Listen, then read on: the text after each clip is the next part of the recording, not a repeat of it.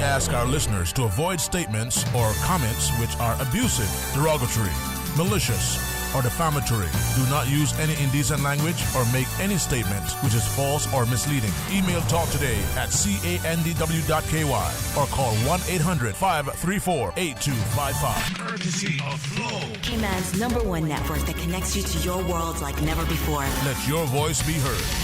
Once again, here's your host, Sterling Dwayne Ebanks.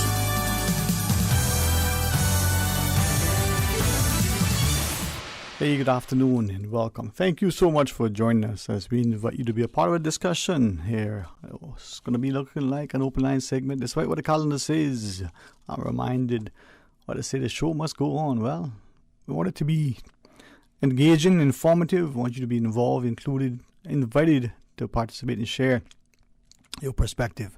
949-8037, 1-800-534-8255. WhatsApp 925-3261. As you share your thoughts with us. I want to say a special thanks to OC and our very own Miss Kathy up in the sales department for, giving me a reprieve, sitting in and, holding on the fort while I was off, almost gallivanting. I had plans, but as the Sunday ended in a high note, the Monday zoomed in and I left, an otherwise unfulfilled void. But life, my friend, continues. What is it that reminds us of the country song? Better to be gone but not forgotten, and forgotten and not gone. How many politicians you remember from the days gone by? Well, out of office, out of sight, out of mind. Some, it's all the same. 949-8037, 1-800-534-8255. Who has a word for me today? A bit of wisdom. Maybe it's a joke. Maybe something so serious that you're not so sure how to share it with anybody else. But let's be sensible and sensitive in, expressing our sentiments. We'd like to hear from you. Take not for granted what we seemingly have done for so long.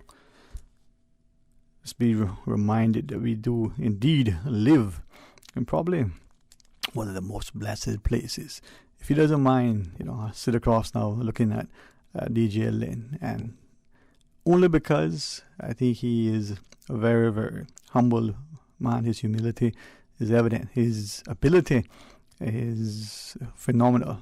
If you were able to be a part of any of his outings, whether it was Friday last or Sunday just before, and you see the man, and back in my day, spinning the shots, that I met, records. These days, that probably got a different connotation. I never understand how, we've managed to change the favor and the place of words these days. But back in our day, you put it in the turntable, right, DJ Lynn? And you could really, annoy your parents. Why are you all listening to that nonsense? Well, I guess it's payback now. I won't impose upon him, but I certainly invite him to share thoughts, because as I was just looking and sharing with him just prior, here's a fellow who has reminded us of the beauty and the blessings that life offers, and to be grateful and gracious and appreciative. Now, we don't always like the hand that we're dealt. Some of us, unfortunately, this is the face we got to look at when we wake up every morning. You can't do much about that. So let us at the very least be thankful, as I'm reminded of what, someone said, George Burns once says, you're 100 years old, man, still puffing your cigar, laughing, singing, and, trying to make people smile with you. What's the secret? He said, just get out of bed, just get up, be thankful, and press on. Not always easy, especially when we have, so much that distracts us, that disturbs us, that divides us, that sometimes causes us to feel even despondent. A bit of disdain sometimes. That sour taste that we have in the mouth isn't that lunch that was a little too spicy or didn't have any seasoning. It was just the thing that was said or done, or even sometimes not even said or done. The omission and the commission sometimes are one and the same. So what is on your mind? What is that thing that's stuck in your craw? You just got to get off your chest. Maybe it's, a different day for you. Time to compliment instead of complain. It's time to be constructive in your commentary as opposed to that normal tone of condemnation. Well, share with us. 949-8037. Or if you can, please accept the kind, toll-free number provided with the compliments of Flow, 1-800-534-8255, 1-800-534-8255, or WhatsApp 949-8037. Now, it's going to be the last Monday of this month, God's willing. You'll get to see many, many more Mondays and months that lie ahead. And Christmas is coming up. We had a little bit of a taste of the Christmas breeze almost over the last weekend. The air was a little chilled for some of us who suffered through the summer heat. Probably glad to be out and it's cold as the weather has changed. And with that, maybe we'll be mindful of the changes that life sometimes has in store for us that we haven't planned. Probably not feel that was a part of our intent, as we have to navigate the neural paths ahead. Well, changes in and of themselves can be challenging, but if they can be embraced, they can be most rewarding. So as you think about what December will bring in as you look forward to the Christmas, or are you in fact not that you are one of those who are opposed to celebrating or who feel so hurt and sad and depressed and down and out that you don't see any joy and happiness ahead? But if you could change, if you could wish, if you could want, what would it be? 949-8037, 1-800-534-8255. WhatsApp 925-3261. Sometimes I guess we got to be perhaps be reminded that the greatest exercise of power is not wielding the big stick or, seemingly the economic boom the many would carry. But the greatest exercise of power is restraint. Those who are in position of authority, sometimes a little humility would go a whole, long way in making things better. But we forget that when we get up on our high horses, we seem to fail to be reminded, that toe that you're stepping on as you ascend the ladder may be attached to the foot, the rest of it, right? Let's go to the phones.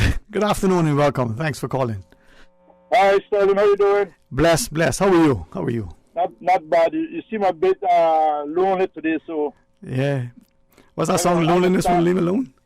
Yeah, I was started off. Hey, thank you for doing that, man. Thank you for doing that. I appreciate it. I was supposed to call about this some time ago. Mm-hmm. It's about the FIFA. Uh-huh. What does that stand for? Boy, if those of us back in the day would play football, we would know. But maybe, as you said, FIFA, I'm wondering if I can't interfere, with my family's, The reason I said that, Sterling, we're supposed to be playing football, right? Yeah, man. So how come we have so much soccer clubs now? Well, don't we always have that in everything? Whether it's in football, whether it's in your family, whether it's in your church or other gatherings, don't we all have that, man? So we need to change it from FIFA, man. Because it's supposed to be Cayman Island Football Association, but more and more is hearing about soccer clubs now, and not football clubs. Mm-hmm. So what's going on with that? I have always struggled with saying that word for some reason. It's not just how it sounds, but the connotation. And I know DJ Lynn is just right there, man. I think all the soccer clubs should have their own association, and then we stick with the football clubs. Yeah, man. You don't think so? But if I might, right, because I think this is where a man like you, who is very much in touch with what's happening, paying close attention, whether it's the name that we change when we talk about football, or whether it's the names of places that just all of a sudden, become accepted. We displace this person or this place, we replace it with this thing or that one. And I'm wondering if we're even consciously aware of what is happening. Now, we granted that there are people in other parts of the world that may refer to the best sport in the world as something other than football, but to insist that we should change and for others to be offended when we say no, it has to be called football. Well, I love it, Sterling, but I know it as football all my life. Me too, man. Me too. So I'm not sure why we having all these soccer clubs in Cayman with a football association, but that's something for people to ponder and think about. Well, it's not just a simple thought, man, and I appreciate you raising it. What else is on your mind today? Anything else, man? Boy, money on my mind and my mind on money, but... So that's all I have to say today. Thank you, man. If I have anything else, I'll call you back. Listen, thank you too for inviting the dialogue and for keeping my company and sharing things, man. So you have a wonderful, blessed, beautiful week. All right. Sterling. We need to ask that question the next time we bring on the FIFA Association. Alfredo Herbert is in charge. Yeah. Why we have soccer clubs playing in a football league? Yeah, well, what was it? My good friend told me the other day, and never, send a man to do a woman's job, right? So, maybe. All right, man. All right. Blessings to you. As our callers said that, it's not just in relation to how we may change names of things and refer to it, and not to sort of disrespect that it's referred to as such in other jurisdictions, but just like in Cayman. I mean, the Siwa show, Siwa saying show with Ray Banker came about because of a discussion. We look at Barbanú, we see Barbanú in Cuba, and for some reason, the way it's spelled and said increasingly here, it falls harshly on the ears of many of us, but yeah, we keep quiet. It's not Batabanu, however the people say it, and even from the linguists, Oxford trained and otherwise, who shared with me that even if you were to spell it with a B-A, T-A, it still would be said, B-O-T-A, but it should be Barbanú. Now, if you speak to some of the older West Bayers and Caymanians, they would tell you what that's Barbanú. And it's not simply because it's like, remember when all of a sudden, we were referring to the turtle farm as Boatswain's Beach, only to be reminded is actually, Bosun Bay. The two spellings, one English and one American, according to accepted and respected dictionaries, have them spelled differently, but the pronunciation is one and the same. Now, if you go back to some of the older tracks, and that's not what Barbanú means either, that we would see of recordings, and we refer to Barcas, even those with a little lit or intonation or accent would say it still, but if you listen and you were to spell what they were saying, it would be B-A-R-K-U-S, Barcas, not Barkers. Just because you put on an accent doesn't mean, or you speak with one, that you got much sense, or what you're saying is intelligible. And too quickly we dismiss those of us who may choose to deliberately express ourselves in our own vernacular. Colloquialisms aside. So Barbanú and Barcas in Bosun Bay, well, should equally, be up there with the little places and the changes of names that have taken place. We would go to the beach and it was public beach. Now it's 7 Mile. Well, I question over the few days I was off of people across the various districts, and when the JCs started, that Polly Beach project in the early 70s, that was presumably, and I would love very much for those who know better, the first sort of officially recognized public beach. So let's pause and take that break. When we come back, more Talk Today. At Subway, we caramel a lot about our customers, so we decided to give you 2 treats in one with the new Caramel Apple Cookie. Enjoy cinnamon apples, caramel bits, and salted caramel crunch baked in, and topped with a drizzle of caramel-flavored icing. Gooey, crunchy, and yummy. Complete your Subway sandwich, pizza, or salad with the delicious Caramel Apple Cookie or any other cookie flavor and dessert, available for limited time at all Subway locations. Subway, eat fresh. For medical lab services in Cayman, go straight to MedLab. For a full range of medical services, pleasant, clean and comfortable environment, no long lines and affordable fees, visit MedLab at the Smith Road Plaza. Open Monday to Friday, 8:30 a.m. to 5 p.m. and half day on Saturdays. Call 949-7331 to make your appointment. For medical lab services in Cayman, MedLab. Ask our professional team about the benefits of cutting-edge technology with MedLab's new state-of-the-art digital mammogram machine. CUC advises that on Tuesday, November 30th, some customers on South Church Street, South Sound Road, and in Secret and Hidden Gardens on Fairbanks Road may experience short, intermittent interruptions to their electrical service between 7 a.m. and 5 p.m. CUC apologizes for these service interruptions, which are necessary for repairs to the transmission system. For more information, contact 949-5200 or email service@cuc.ky.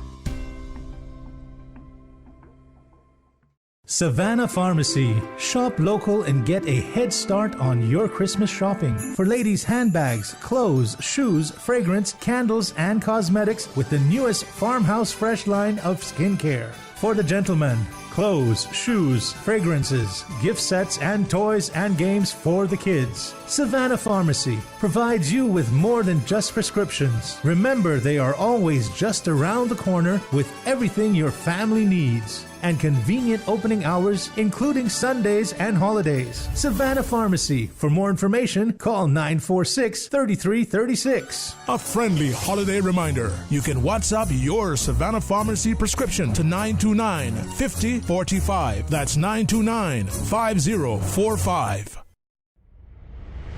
The technology sector is forecast to be one of the fastest growing industries in the next decade, with more jobs available than skilled people to fill them. Enterprise Cayman is helping to fill this void and grow the next generation of Caymanian innovators, giving young people access to high quality learning experiences with the opportunity to pursue careers in technology and innovation sectors. Learn to code, how product development works, enter professional competitions, access high tech resources, network with special economic zone industry professionals, and much, much more. Visit enterprisecayman.ky to find out more. Brought to you by Cayman Enterprise City. Talk today. But I do have some questions. Talk today. Cayman Islands' foremost listeners' participation program. Talk today. Because there are more questions than answers. What the public is saying. Waging to take your calls right now. Sterling Dwayne Ebanks.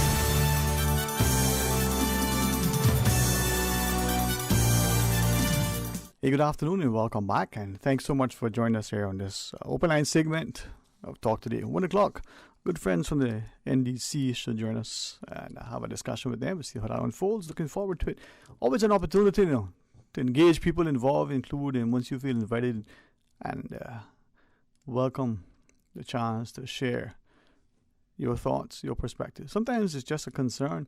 Sometimes it's just a comment or a compliment that you need to convey to others so that you can start the communication process. Good conversation, they say, can lead to great companionship. Maybe that's what's being lost. And maybe that's the challenge that we're having in this last 2 years. I joke and jest about last year being a long century. For some of us it was. It really felt that way, simply because we've been so disconnected from those people that we love. We enjoy their company. And they're probably in a space, in a place where they can't physically get from there to here anymore because of travel restrictions and other considerations. And even when things are changing, they may become so conditioned that they're no longer inclined. Maybe, unfortunately, health and financial considerations are coming into play, and they can't no longer do as they wished and wanted and once said. But where does that leave us? Well, we know time is nigh, and let's embrace the moment. Easier said than done, and even though we may know what it is that we want, sometimes we don't allow ourselves that joy that would come with such embrace. So, where are we today? What is it that you have to share? Well, the caller before asked the question, why can't we call football in Cayman? Let others call it what they wish elsewhere. Well, like many things, we accept quietly, seemingly. And even when we say anything, it's the people who can't do anything or aren't prepared or able or willing to listen. It's in a space or place that makes no difference. So it doesn't go, in a space that makes any impact. And maybe that's the challenge. Maybe that needs to change. So tell me. 949-8037, 1-800-534-8255. WhatsApp 925-3261 as we take the day.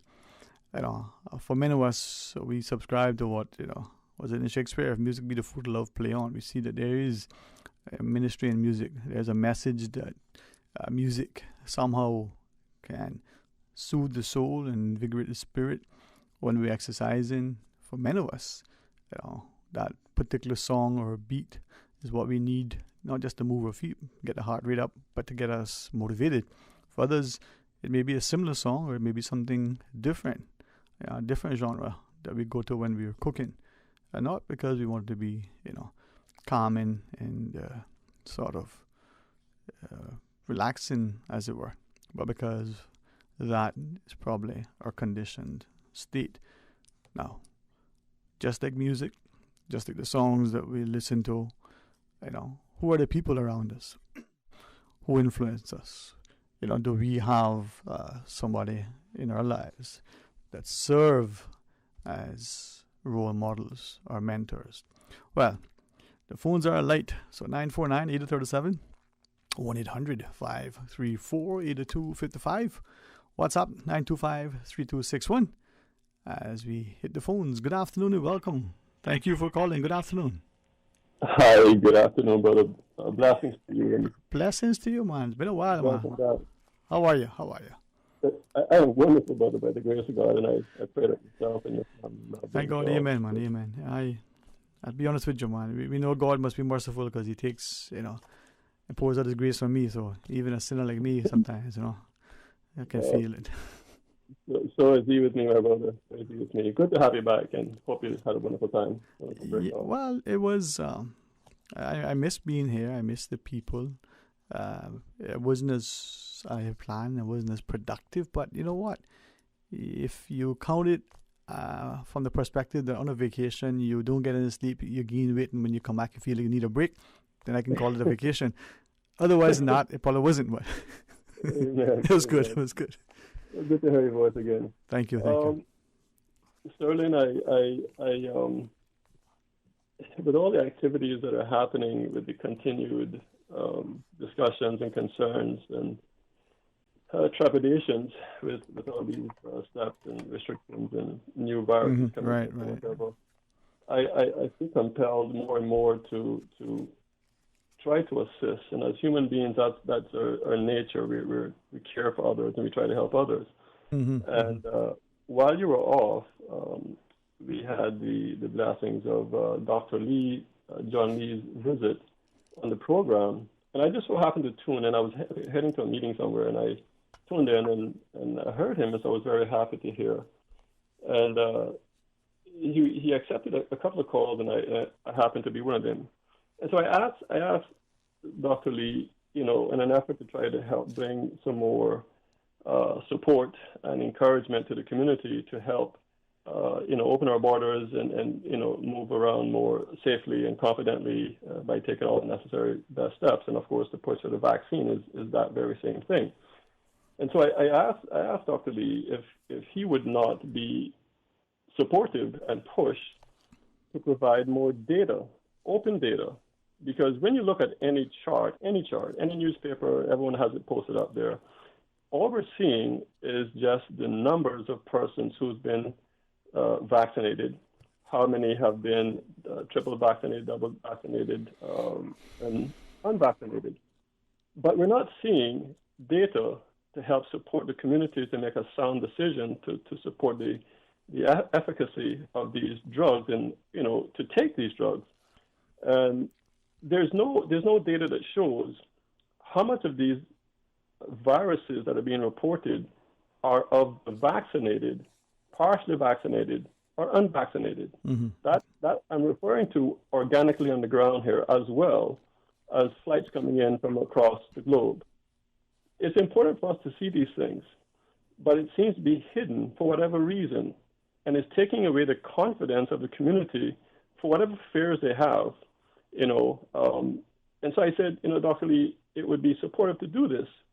And then I asked him another question relating to the concerns of the research coming out that is proven that indeed these vaccinations have aborted baby fecal matter in them. And he agreed that they did initially, but now they don't. But back at the beginning, he said the same thing, that there was none in there at all, but now he's saying that they are. So I called this morning when the Honorable Premier and the Honorable Minister, Premier Panton and Minister Turner, was in the program. Mm-hmm. And I asked a similar question and a new question, and I was again disturbed by how it was hopped over as if it was not an issue. Now, by the grace of God, there are many people out there who's working in the medical facilities and seeing these things and are concerned. And I had a conversation a couple of weeks ago by one of the senior managers one of the senior officers at the HSA, who told me after speaking with Dr. Lee that yes, they do have all of the data. It's in a program called Cerner, CERNER. And they have everything there, all the data you need. And it's just a matter of extrapolating that data based on what you want. It's not laborious. It's not anything that takes extra manpower.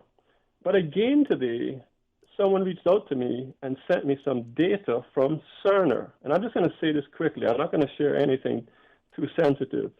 They showed me every single thing that's available on Cerner that the HSA has. Everything. Mm-hmm. Everything. Every person. All the data. Names, categories, sex, names, birth date, everything. Positive, unpositive, partially, unpartially.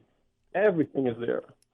But I was also told that there is a great, great push from the upper executive management to hide this data. You heard me correctly. Mm-hmm. To hide the data that would prove the vaccine unfavorable. So here I was trying to help to win the confidence of the community by suggesting some things, some steps that I thought would help to strengthen the position of the community supporting the uptake of the vaccination program. Mm-hmm. Mm-hmm. Right. So what was, when you asked Dr. Lee, to share that data since it's available, do you recall his response? But I was quite shocked because he said, thank you very much, it's a good question. And he says, I'm a man of data. I'm a man who likes numbers. He says, I'm a man that likes to work with charts and bars and graphs and data. But it would be too costly and too cumbersome to bring in additional staff to produce what I suggested. Well, on the contrary, I was told that it's a three-step process. Mm-hmm. One is the name of the individual being tested. The other process passes that on to the third person, who then captures that information into Cerner. No, that doesn't change. It doesn't ask for another 2 people or 4 people or 7 people. It's the same process. Mm-hmm. What is lacking, Sterling, and this is made very clear to me, that executive management, and I tried to convey in a very tactful way to the Honorable Minister this morning and the Honorable Premier, but they glazed over that and chuckled over it as if it wasn't a big deal. Mm-hmm. So I was shown today that it's a very, very simple process and nothing has to change. Where there's a gap in this process, brother, is that they are refusing to put out the data. Now, what would it look like if they put that data out there? And so in Cerner, what they're doing is they're forcing the staff and personnel to omit the data for the unvaccinated who are proven to not, they're omitting the data to show those who are vaccinated that have the data versus those who are unvaccinated, and trying to build the data against the unvaccinated. And that is so morally wrong. And I appeal to all of the personnel at whatever facilities you are, HSA or whatever hospital facility you're working at. I appeal to you for the love of God and all the souls who are suffering with what's happening in our community and around the world. Have a conscience. Have a conscience and do what is right and share with someone what you're seeing. I was actually told for a fact that the 4 records that you see who says deceased, they were vaccinated, fully vaccinated. And this is very shameful. Mm-hmm. This is very, very shameful. That is a cover-up. There's a very deliberate cover-up, and it shouldn't be, because if we're all concerned to help our communities and our families and our businesses and our economies and everything, you should not be doing such a thing. Mm. Well, as you've speaking, someone messaged in now and said, so look at the goalposts keep changing. They're moving the goalposts. First fully vaccinated. First there was 2 shots. Now it's a booster in some places. It's the additional shot. So when is the playing field going to be level, and when are we going to stop the division between the vax and the unvax?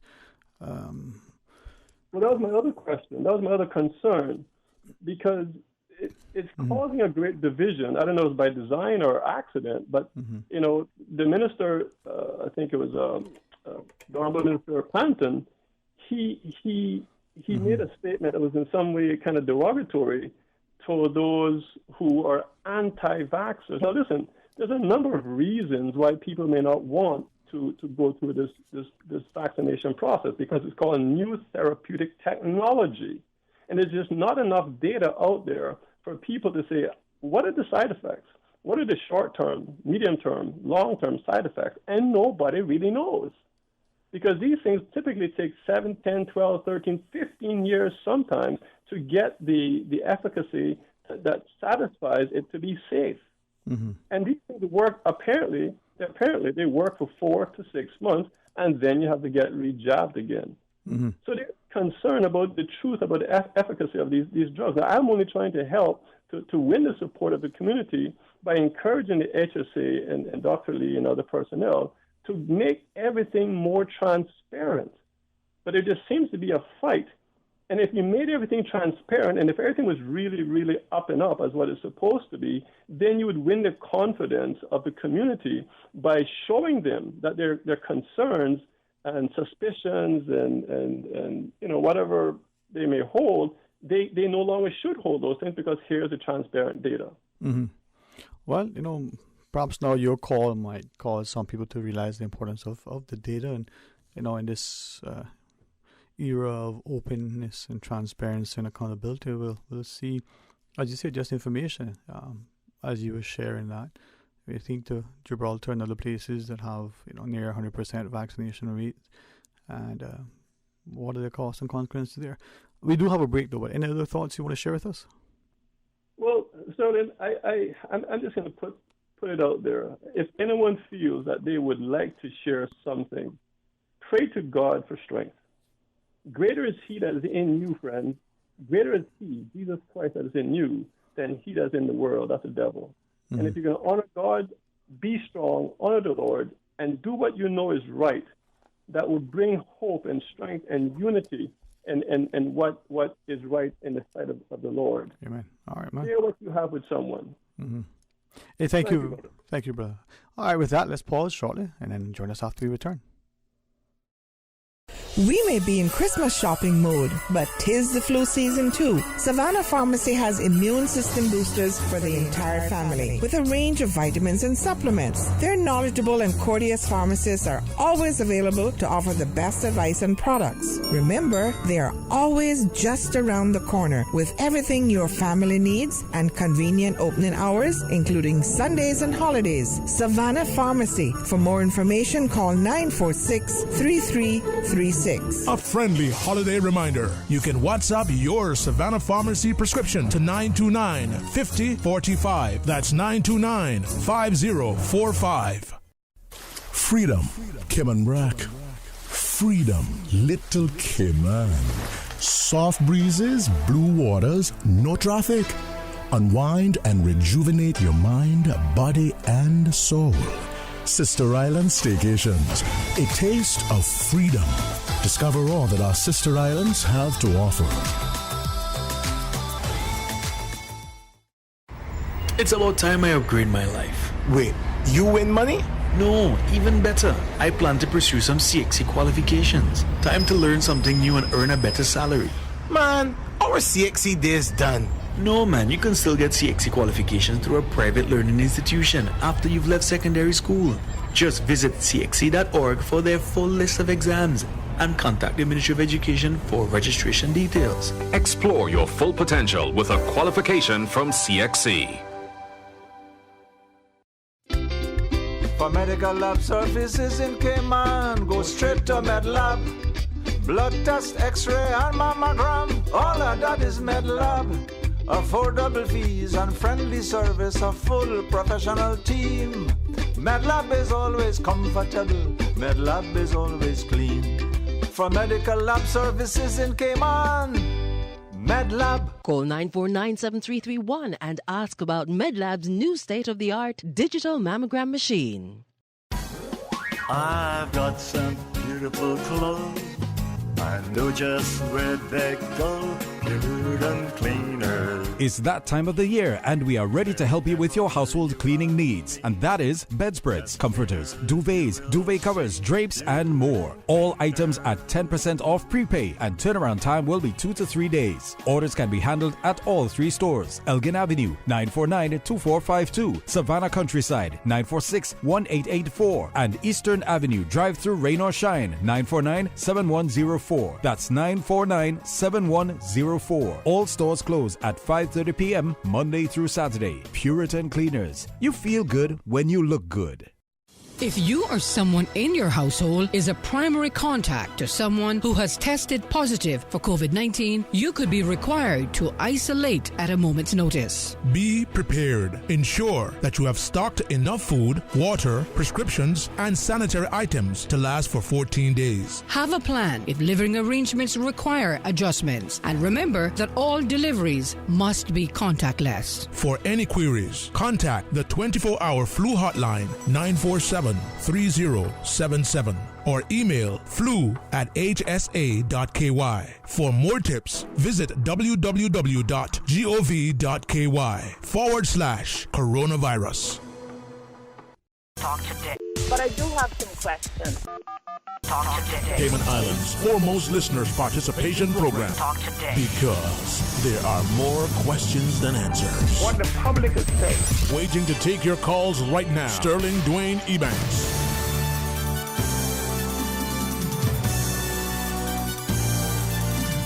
Hey, good afternoon. Welcome back, and thank you for joining us here on this, another marvelous Monday's edition of Talk Today. 949-8037, 1-800-534-8255. Now, what do you think? What is happening? Where is it that we're going? And where is it that you want to go? Is it one and the same? Are you openly and overly concerned about what is happening, or are you like many? You know what? What is it that Dr. Frank used to remind us? Many wanted the mushroom treatment. But we just stick our heads in the sand. But we forget that we're exposing our vulnerable six, as it were. 949-8037, 1-800-534-8255. Or WhatsApp 925-3261. Perhaps in the midst of all of this, we can recognize the importance of personal responsibility and our own personal care, both physically, as we, ensure that we diligently, conscientiously, consciously, wash our hands, before, doing, and after, and certainly in our preparation of our meals and as we eat. But also look after ourselves, our mental health and wellness, that reprieve that we may find by walking the beach and just feeling the sand on our feet. Or sometimes it's that quiet and solitude that we may get at Parkas and other places. Been too long I haven't been there. Perhaps there's a moon coming up that might attract. Let's go to the phones, huh? Good afternoon, welcome. Good afternoon. Good afternoon. How are you? All right. How's it going today? Give thanks and praises to the Almighty, God of Abraham, Isaac, and Jacob. And you guys? Amen, brother. Amen. You got to be thankful, man. Much to be thankful for. Yeah, man. It's amazing. I didn't know there was more than a handful of us that had balls on the island. I got to call and have some real big ones.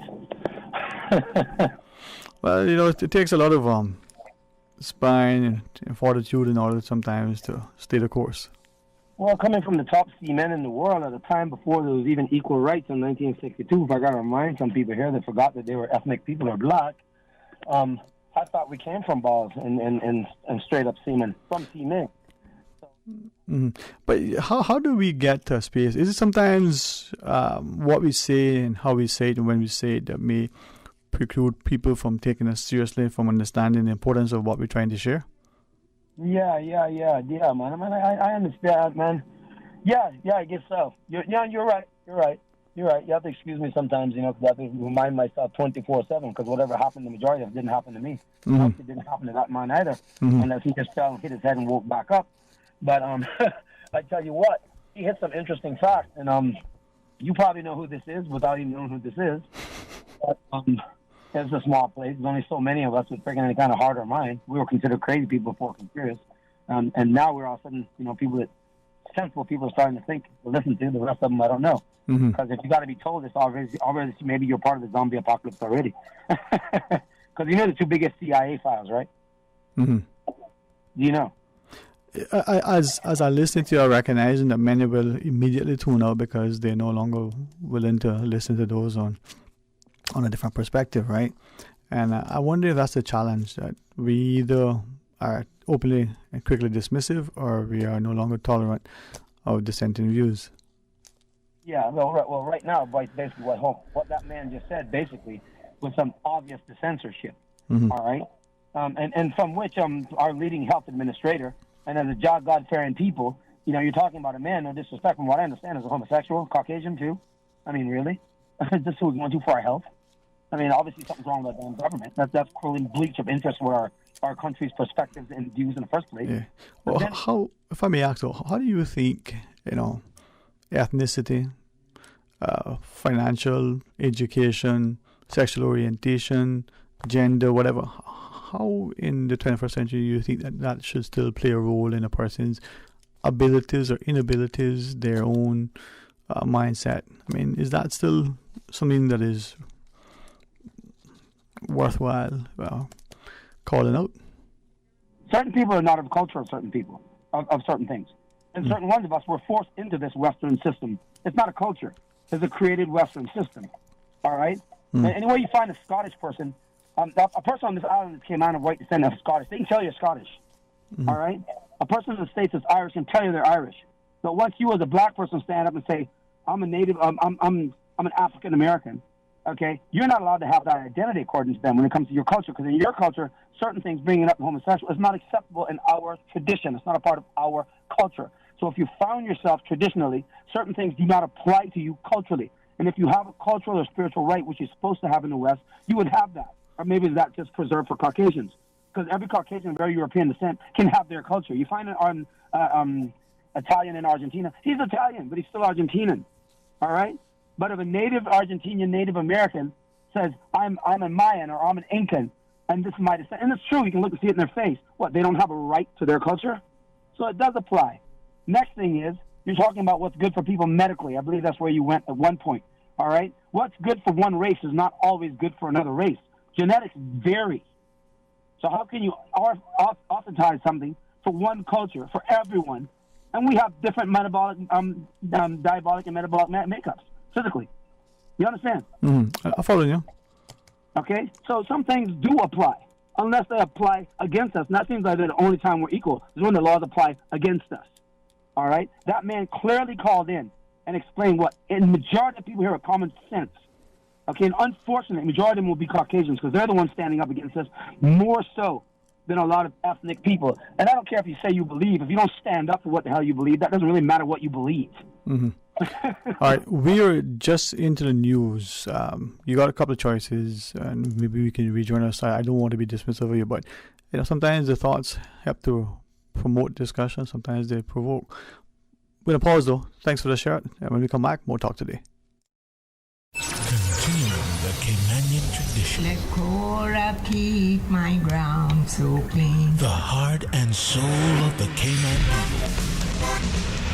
Thank you for keeping the culture alive. Let's spread the news every day. From East End to Georgetown, down into West Bay. Radio Cayman in the Cayman Islands. Today's biggest news. Radio Cayman. Your voice, your choice. Local, regional, international. This is Headlines from Radio Cayman's newsroom. Today's biggest news. With your latest headlines, I'm Felicia Rankin-Solins. The Utility Regulation and Competition Office will be relocating from Alista Towers to the third floor, Monaco Towers 2, located at number 11 Dr. Roy's Drive, Georgetown. The move will take place between Friday, December 3rd and Friday, December 10th. During this time, the public is encouraged to use their online services by visiting offreg.ky. In international news, Honduran opposition candidate Xiomara Castro has a commanding lead in the country's presidential election, preliminary results suggest. With half of the votes counted, the left-wing candidate is ahead of the governing party's Nasri Asfoura by almost 20 percentage points. If she wins, Ms. Castro will become the first female president of this Central American nation. If her win is confirmed, her presidency will put an end to 12 years in power of the right-wing National Party. Sweden's first female prime minister has been reappointed to the top job after her coalition collapsed, forcing her to resign within hours of taking the post last week. MPs backed Social Democratic Party leader Magdalena Andersson by a narrow margin in a new vote on Monday. She will attempt to lead a one-party government until an election in September next year. The jailed ex-Paralympic athlete Oscar Pistorius has been moved to a different prison ahead of a meeting with the parents of Riva Steenkamp, his girlfriend who he murdered in 2013. The meeting is part of a process that could lead to the 35-year-old's eventual release on parole. Pistorius is up for possible release after having served half his sentence of 13 years and 5 months. These are your headlines. I'm Felicia Rankin-Solins. For the latest in news and information, follow Radio Cayman on social media, Facebook, Instagram, Twitter. Download the Radio Cayman app or log on to our website, radiocayman.gov.ky. Your thoughts are just a telephone call away. 1-800-534-8255. Let your voice be heard. And now, Sterling Dwayne Ebanks.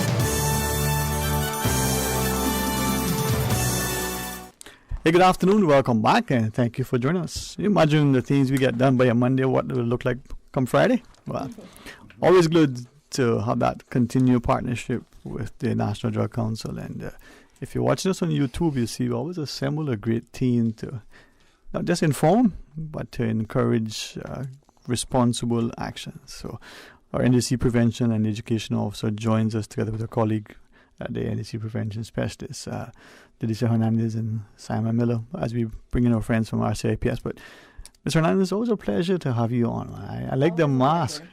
Yes, thank you. Always a pleasure to be on. I was looking forward to this interview for so long.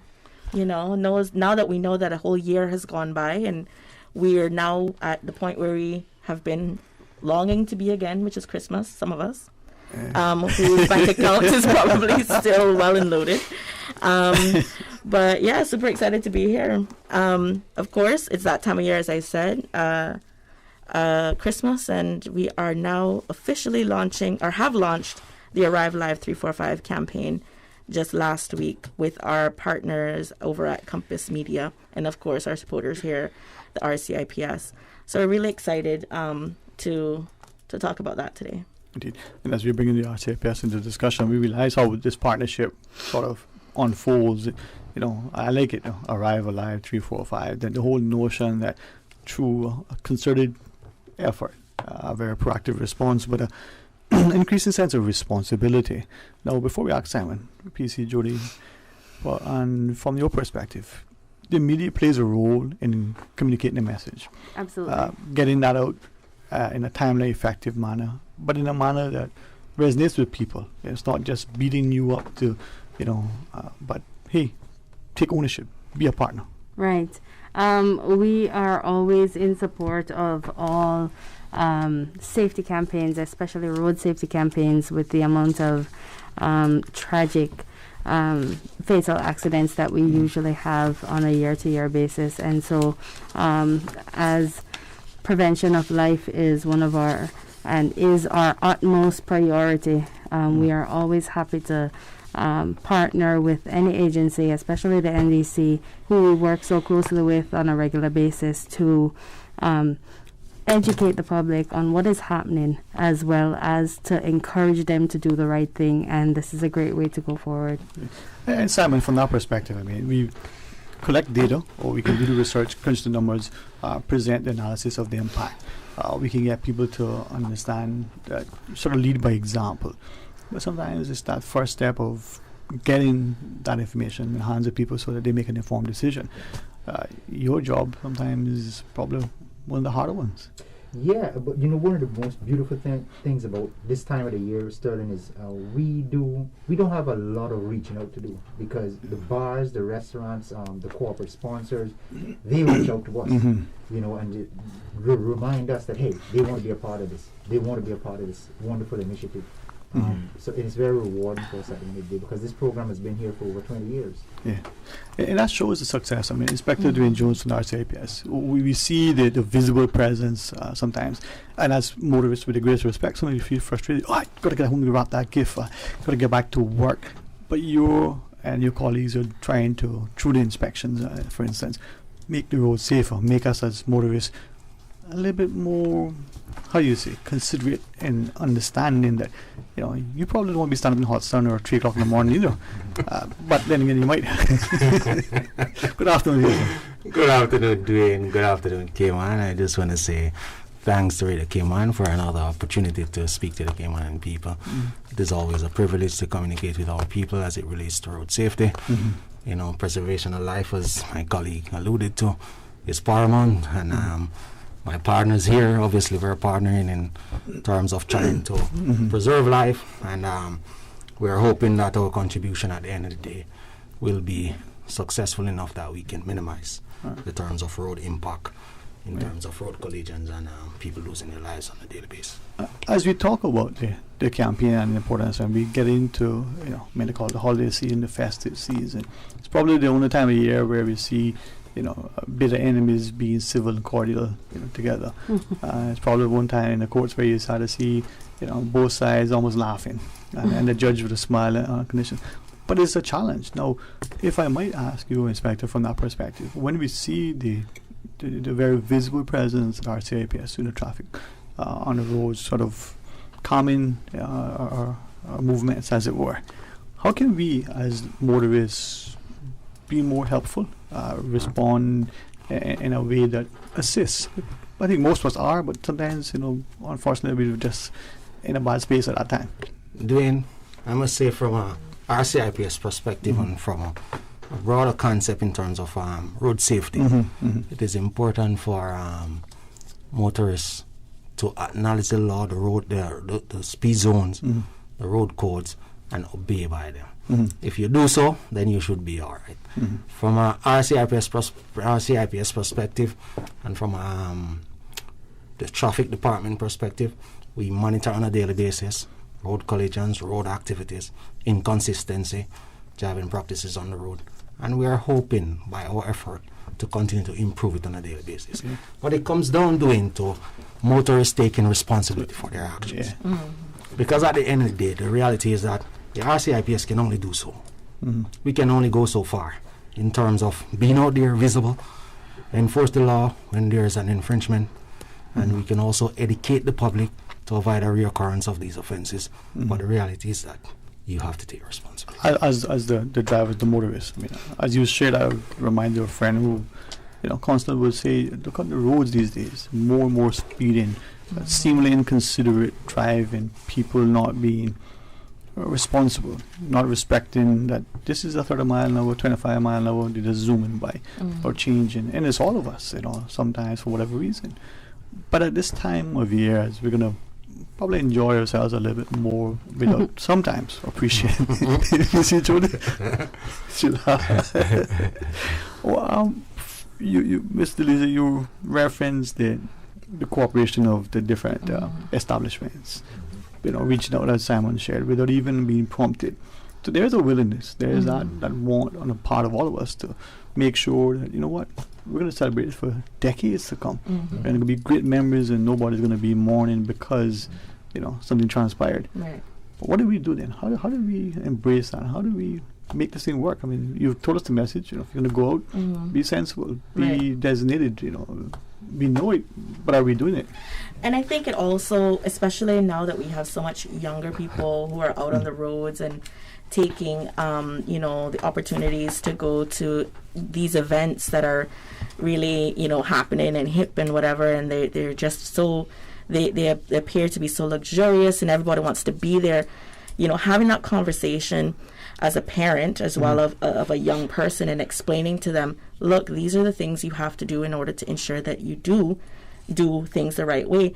I mean, when I was 18 years old, or going out, that new time. Far back? I know, right? that new time in my life. Trust me, I remember, because my dad used to work in the industry, and he was like, "Listen to me." He's going to say to me, "Listen, she's not that old." He sat me down, and my mom sat me down, and every time I ended up going out or wanted to go anywhere, they, laid the ground rules. I had curfews. I mean, I'm not telling parents to give curfews, but I'm saying, I had someone who was constantly behind me saying, I want you to come home. When I'm at home, I can't sleep. I can't sleep because I don't know if you're going to get home. Because it doesn't have to be you. It could be somebody else, right? Who causes an accident, who causes the problem. But even just having that conversation, and us as people who are out here trying as well to do our part within the community and trying so that you are also, get home safely or have that night where it was eventful but not eventful tragically. We're just do your part. If you see your friend out there having a little bit too much, don't let them drive. Just don't do it. And I think what Lisa is pointing to in regards to the amount of festivities that is happening around this time of the year. The last time we were on the show, Dwayne, I think you spoke about you and your friends, having a plan. Who's going to be that designated driver for that evening? So take some of that personal responsibility outside of having a conversation with your parents and all that, because you're adults now. Be responsible. Have a plan. Designate that person, and let's all arrive alive safely. Right. Yep. I mean, as I invite PC Jones into, Demoting me now. I tell you what, let me take that break second we start. All right, we'll come back and we ask Inspector Jones to start us off, because it's the idea of cooperation and collaboration. Stay tuned for Talk Today. Radio Cayman is pleased to feature this special Sister Islands historical vignette, brought to you by the Ministry of Tourism and Transport. Explore your history, explore your land, explore your sister islands.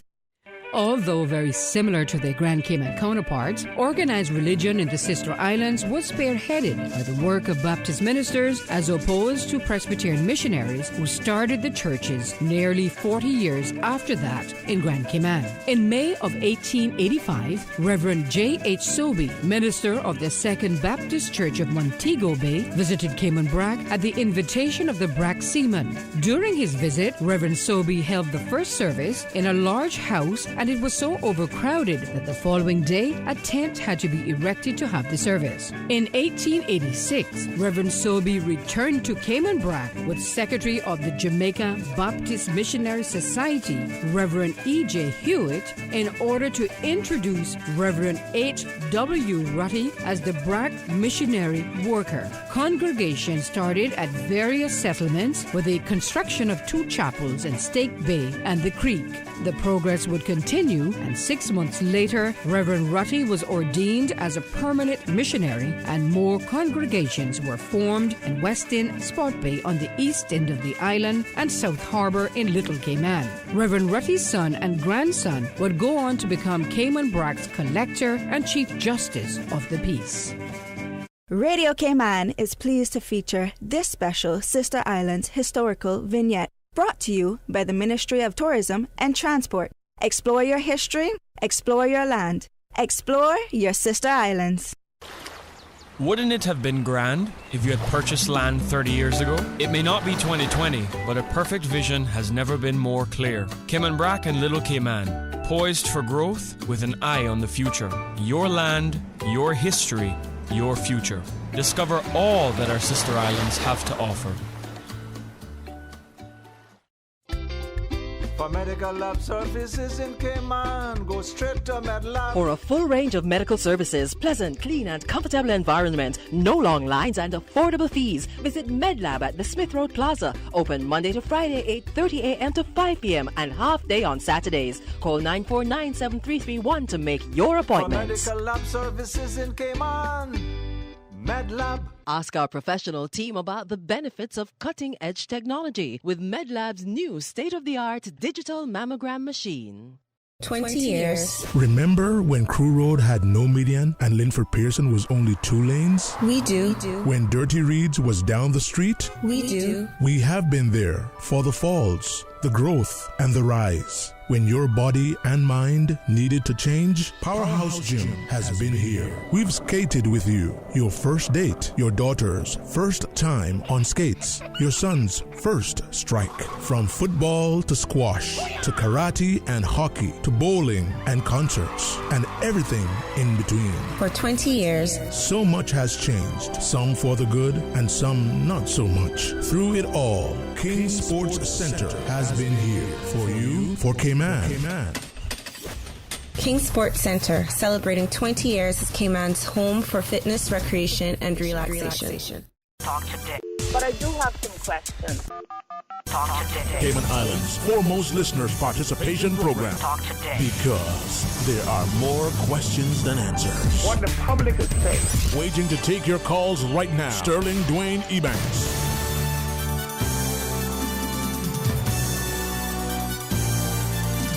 Hey, good afternoon and welcome back. And publicly, let me say a special thanks to DJ Lynn because, boy, you make it harder for him sometimes. You know, he says he doesn't know how Susan does it. Well, I'll tell you the secret. Well, as we have this continued partnership with the National Drug Council, we have Elisa Hernandez together with Simon Miller, and they're joined by the excellent team over at CIPS, the immediate liaison officer from the RCPS, PC Jordan Power, and Inspector Dwayne Jones. I'm hoping that today, tomorrow, into the Christmas, into the New Year, that we start to appreciate the collaborative effort of all of us as partners. You know, from the bartender and the server, you know, she pours and brings the drink to the patron who sits down and says, you know what, this season I want my friends to arrive alive, not just in 3, 4, 5, but everywhere and every time, so that we can do it. Inspector, from that perspective, though, we see the concerted continuing efforts across the entire country, all the districts in Grand Cayman, but including Sister Islands, with the presence to make it visible, to make us cognizant, to make us, you know, accept our individual responsibilities that you shared. But what more can we do? Well, what more can the police do to encourage patrons to abide by the law and to ensure that at the end of the day, people arrive where they're going alive, you know, and everybody is safe during this festive season. We can appreciate the festive season. People, we're a sociable community. People is going to enjoy themselves. People is going to have fun. What we're asking for from an RCIPS perspective, and I know I join with my partners here because we're preaching the same gospel here, is that people take responsibility for their action and do what is required of them. If you know you're going to drink, and if you know you're going to drink heavily, please have a designated driver. Call a friend, call a family member, call somebody. Just ensure that at the end of the day, you are not only sabotaging your life, but also putting others at risk. And it is important that you take responsibility for your action. Dwayne, I must tell you, from an RCIPS perspective, when we looked at the stats, most of our serious accidents are associated with 2 key factors, speeding and DUI. And I can tell you, so far this year we have 8 fatalities. And most of these fatals, speeding and DUI, are contributing factors. And I know we have grieving families. It's never easy from a police perspective to go out there and speak to these families. Tell them you have lost a brother, you have lost a husband, you have lost a wife, whatever the situation might be as a result of road collisions. And most of these, when you really analyze it, most of these collisions could be avoided if people just take more responsibility in terms of what they do, their actions in regards to road, to how they operate on the roadway. So we are just appealing to motorists. We are appealing to the bartenders. We are appealing to the patrons who's going out to drink. Have fun, but do it responsibly. We're appealing to the bartenders. If you recognize that Dwayne Jones is intoxicated and is at the bar and is trying to have another drink, don't serve me. Yes. But point it out to your manager or your supervisor to say, Dwayne Jones is intoxicated. I don't think he should consume any more alcohol. You know, I appreciate you sharing because that's the individual responsibility, but it's also the collective efforts on the part of us, right? But Simon, from that perspective, I mean, as the inspector shared, it's individual responsibility. But many of us at times, as I shared this with you, I think back to what Mr. Hernandez indicated earlier. Our families, our parents wanted us to come home, were on nerve when we were out, not just for our own safety, but they were concerned for others as well. And like my father would give advice, you know, if you're not sure how you can get home when you're out, you know, where you going? Yeah. So we'll sit and we'll have a drink. We may believe that we had something to eat, but do we understand the impact? You know, how many drinks cause us to be not just over the limit, but so impaired. Yeah. Is that a challenge? And it doesn't take a whole lot. You know, as less as 4 beers, regular beers, could put you at the 0.1 level. And there's several factors with that. Did you eat? Are you depressed? You know, are you stressed out? And I think a lot of people just don't take the time to realize that, because your body metabolizes alcohol differently. Yeah. If you're a female, if you're pregnant, if you're on medication, if you're a male, a lot of factors involved. So educate yourself. Yeah. But in addition to educating yourself, again, we can't stress enough, be responsible. And this is something that I often preach to people, or try to convey to people, is if you see a brother or sister out there, right, and you see inspectors point earlier, if you see your brother and sister out there and you know that they are intoxicated, step up and be your brothers or your sister's keeper. Sure. But does that not, like everything, like the litter on the roads, we need to inculcate a culture where you go to that person. You actually is a good friend, maybe it's a friend of a friend, but it's still a person. You say, brother, you know, you kind of look like you had a couple. Sometimes that person becomes belligerent. They, wait, you think I can't handle my thing? You know, but we need that culture where, you know, driving under the influence is not accepted. You understand immediately that you don't fear the policing, that we're losing license in your job. That's not the thing that we're about. That's going to be the consequence, so be minded. But the consequence is you're making yourself look bad, you're putting your life and others at risk, and society isn't going to accept it. Are we, and I'm careful to ask this, are we in some places a little too accepting of, you know what was that Dolly Parton song? Stumble from the bar and went to the car? No. Let's go to that. Well, Judy? I was having a discussion this morning with a senior officer in regards to this very same thing. And one of the things that people probably don't realize, even from the stats that we provide them, is that for every statistic that we produce, there is a larger number of preventive measures that we took in order to ensure the public safety. And so when our officers are conducting Operation Quaker, and a part of Operation Quaker is making checks at liquor license premises, and if we see somebody coming out of a bar and going into their vehicle, a lot of times they are approached by an officer and say, hey, if you sit down inside that car, you are going to be arrested for being in charge of a vehicle whilst intoxicated. So call a taxi. That happens on a regular basis, a lot of times. But the problem is that we can't be everywhere all the time. Right. But neither should you be expected to either. I mean, it's our responsibility. And so, as Simon says, we have to take account for ourselves, and we also have to watch out for one another. So if you're carpool with somebody, and the person that you carpool with started to drink, don't allow them to go into the car. Instead of going into the car, carpool in a taxi to get home. Because a lot of times you go out as a designated driver, you don't expect to drink, but things happen. And you end up breaking your designated driver vow. Okay, fine. Things happen. But take that added responsibility to not get back behind the wheel. Park your car, pick it up the next day, and get on the Flex app and call a taxi. Right. Just Dwayne, before you move on, I just want to chip in here, just to kind of succinct the point my colleague is making here. Now, as a motorist, and you know that you're going out to socialize, after you have, as Simon rightfully said, everybody's metabolism system operates differently. You could have one beer and you're drunk. You could have 3 beers and you're drunk. Now you're out socializing and you have 2 beers. You realize I'm not feeling so well in my head. Mm-hmm. Maybe if I have a 3rd beer, I will probably get off the cuff in terms of intoxicated. Now, you know that you drive to that location. And you know if you have 2 more beers, you're going to be over the limit. Mm-hmm. Why can't you just stop there? Why can't you just call somebody? Why you have to continue drink?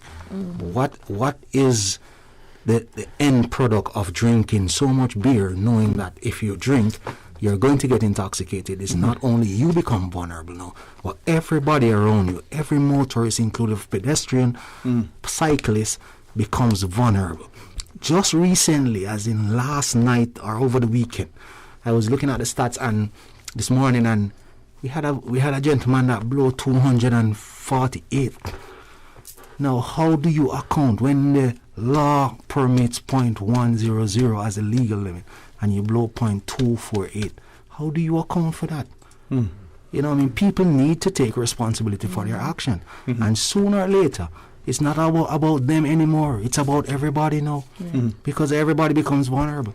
So we have to start taking that level of responsibility. That cultural ethos of being responsible. And I will ask PC probably, but Inspector, perhaps, just for clarity, it was obvious, but just so people, if you are one of 4 and you're the designated driver and the others are intoxicated, the others can get into the vehicle, you can drive them, and nobody's breaking the law. As the designated driver who hasn't been drinking and you're driving everybody around, even though you have drunk people in your vehicle, if you are not drunk, you're not drinking, then you are in the clear. You are the designated driver. Yeah. You are the person that's in the clear. And we encourage that. Yeah. So if you're going out in groups, then assign somebody in your group to be the person who is not drinking. Take that designated driver pledge so that you can get your free soft drinks throughout the night, right?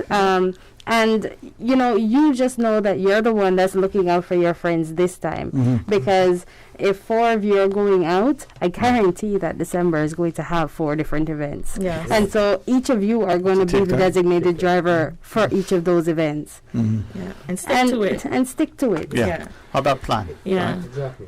And I think I'm just going to put a little shameless plug here, but also as those establishments out there, some people may not even be aware of what to look for, you know what I mean? The National Drug Council, we have that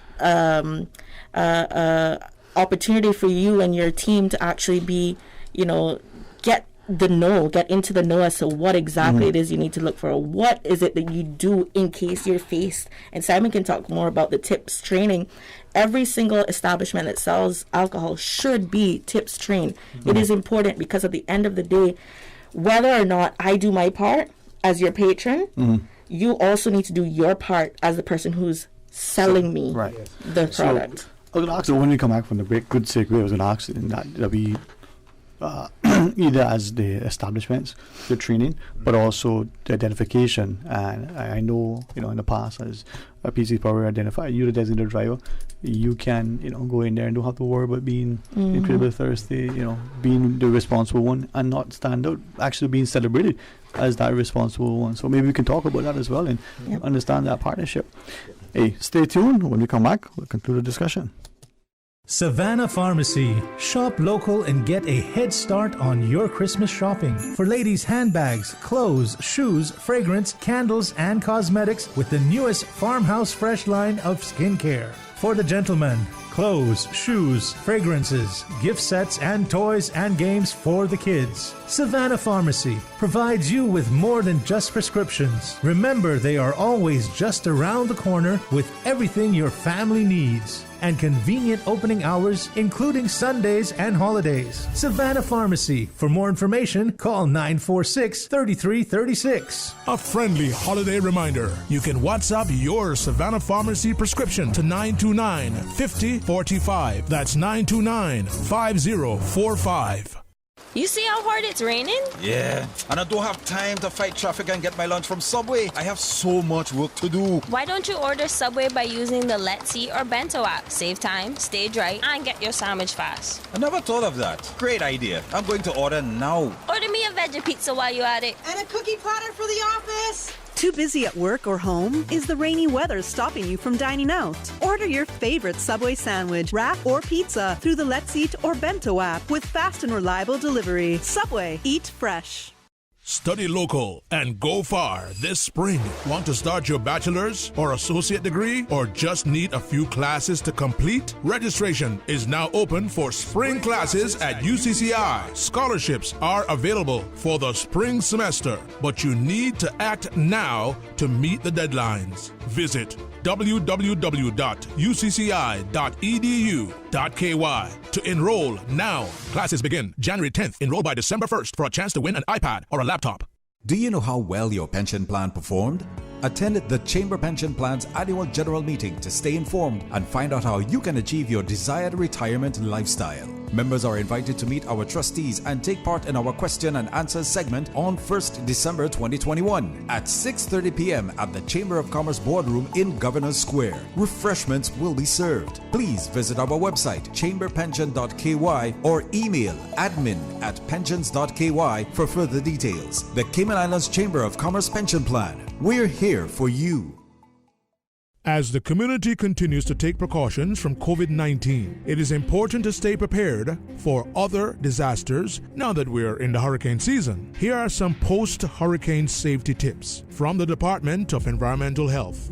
Did you know that you must discard fresh fruits and vegetables, meats, foods in canisters, dented, leaking, or rusting cans after they have come in contact with floodwater? For full guidance on post-hurricane safety tips, visit www.deh.gov.ky.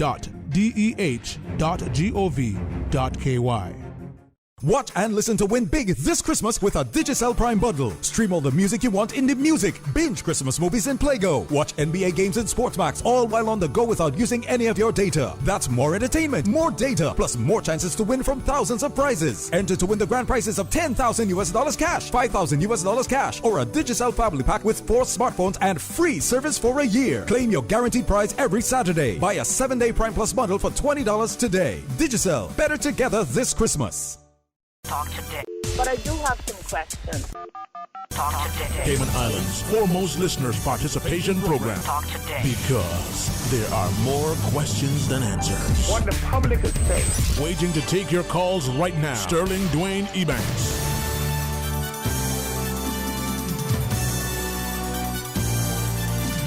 Hey, good afternoon. Welcome back, and thank you for joining us. And as we continue to invite you, as the National Drug Council and as the RCIPS has reminded us, we can celebrate and be festive. Let's just be responsible, and let's be able to share those memories in a very positive way for generations to come. Because we're part of the Arrive Alive 345.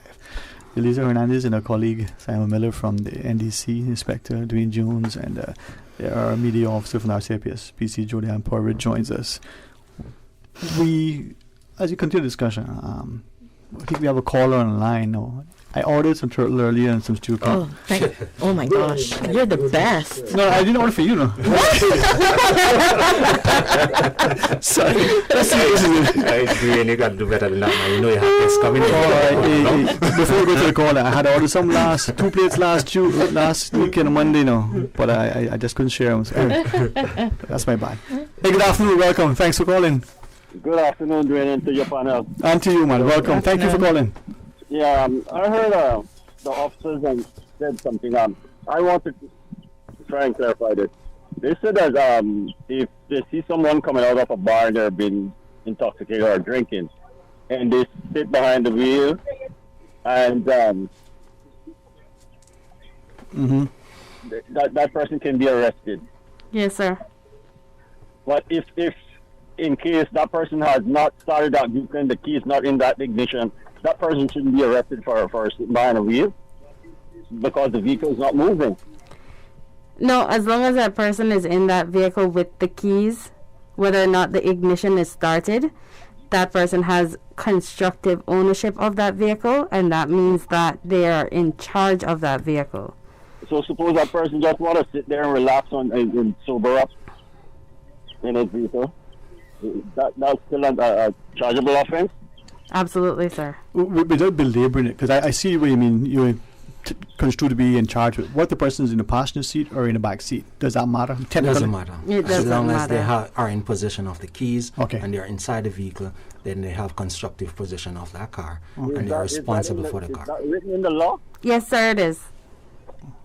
Well, years gone by, that wasn't the case because a person can be sitting behind the wheel and the key's not in the ignition and the vehicle is not moving. So I understand what you're saying, sir. But let me explain, right? Somebody can decide that they want to sober up in their vehicle before they drive home, right? And they would sit there, probably even take a nap, maybe for an hour, drink some water. And by their own account, they feel sobered.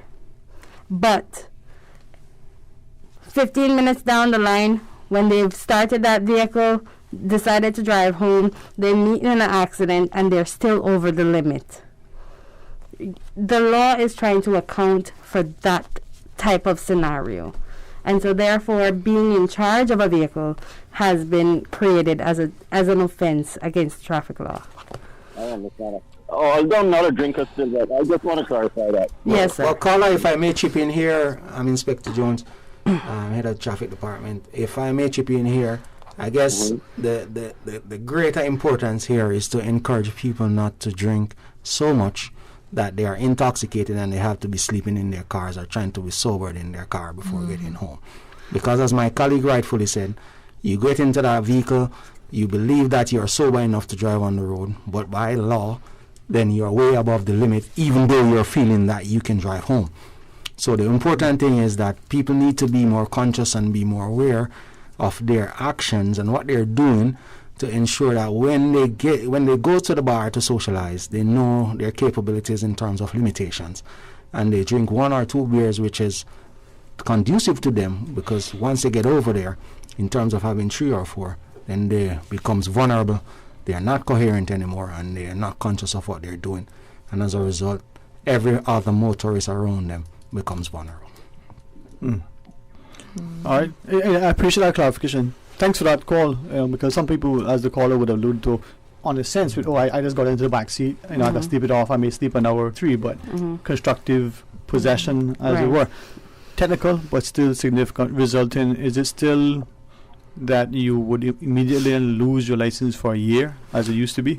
Well, losing a license comes down to the judge and not us, quite frankly. Our responsibility is to put the evidence to the DPP or to the court, and the court evaluates and decide whether or not you are capable or you're liable in terms of your action.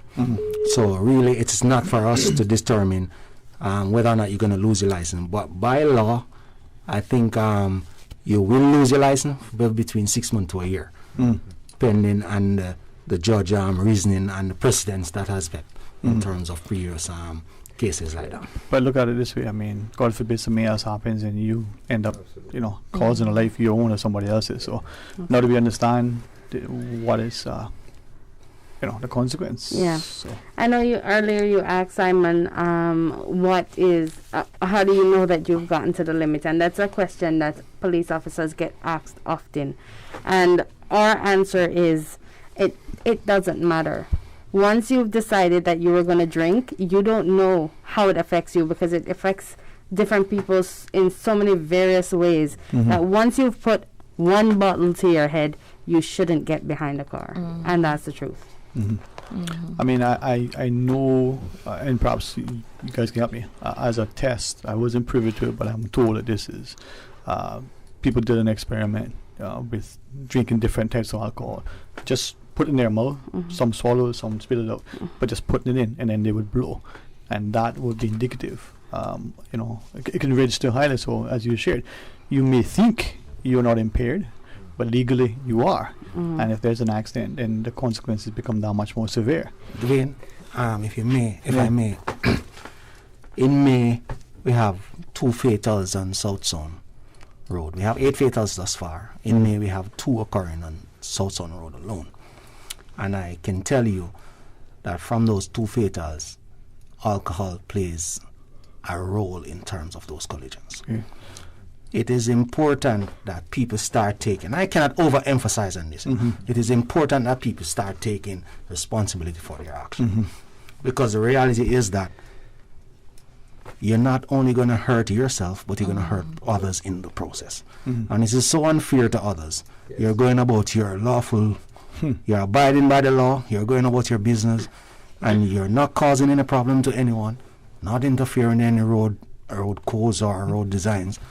And here you go, you lost your life as a result of a collision. It's really unfair and unfortunate. And as soon as we start taking more responsibility, then obviously we can reduce those serious accidents, serious collisions, and reduce those road fatalities. Again, individual responsibility. We have a caller, right? All right, Inspector Jones, PC, Jody Allen, Paul from the RCIPS, Delisa Hernandez, and Simon Miller from the NDC joins us. DJ Lynn on the other side. Imagine what we have today. Let's go to the phones. Hey, good afternoon and welcome. Thank you for calling. Good afternoon, Sterling. Doing good afternoon to your panel. And to you, sir. Welcome. Good afternoon, sir. Welcome back again, Sterling. Doing. Thanks, man. You know, when you don't hear your voice, you wonder what's happening. Well, I was reminded the country song, it's good to be gone and not forgotten and be forgotten not gone, right? So I'm so glad that I was able to take a day or two, Or 3. Well, 4 days have I 5, 6 arrive alive. Yes. On the serious note now with the alcoholism, that is, I don't drink, period. Never did. 55 years of my life. I have lived through it. I've seen it over and over. And if you ask me if I tasted alcohol, I can tell you, yes, I did. It never appealed to me one iota. And I have seen where so many lives, including the alcoholic, that have been affected. Because when that accident happened, if that alcoholic person survives, first thing he'll say, oh my God, and say, what have I done? I can't live through this. But yet, you wouldn't listen in the beginning. The Bible tells you liquor is a mocker and strong drink is raging. It don't lie. It gives you false courage. I think the penalties should be a lot stiffer, or should be carried out a lot stiffer, because I think they can be very stiff if it's applied. Yeah, I hear you. I hear your point. I hear what you're saying, but I think, as was the emphasis, individual responsibility.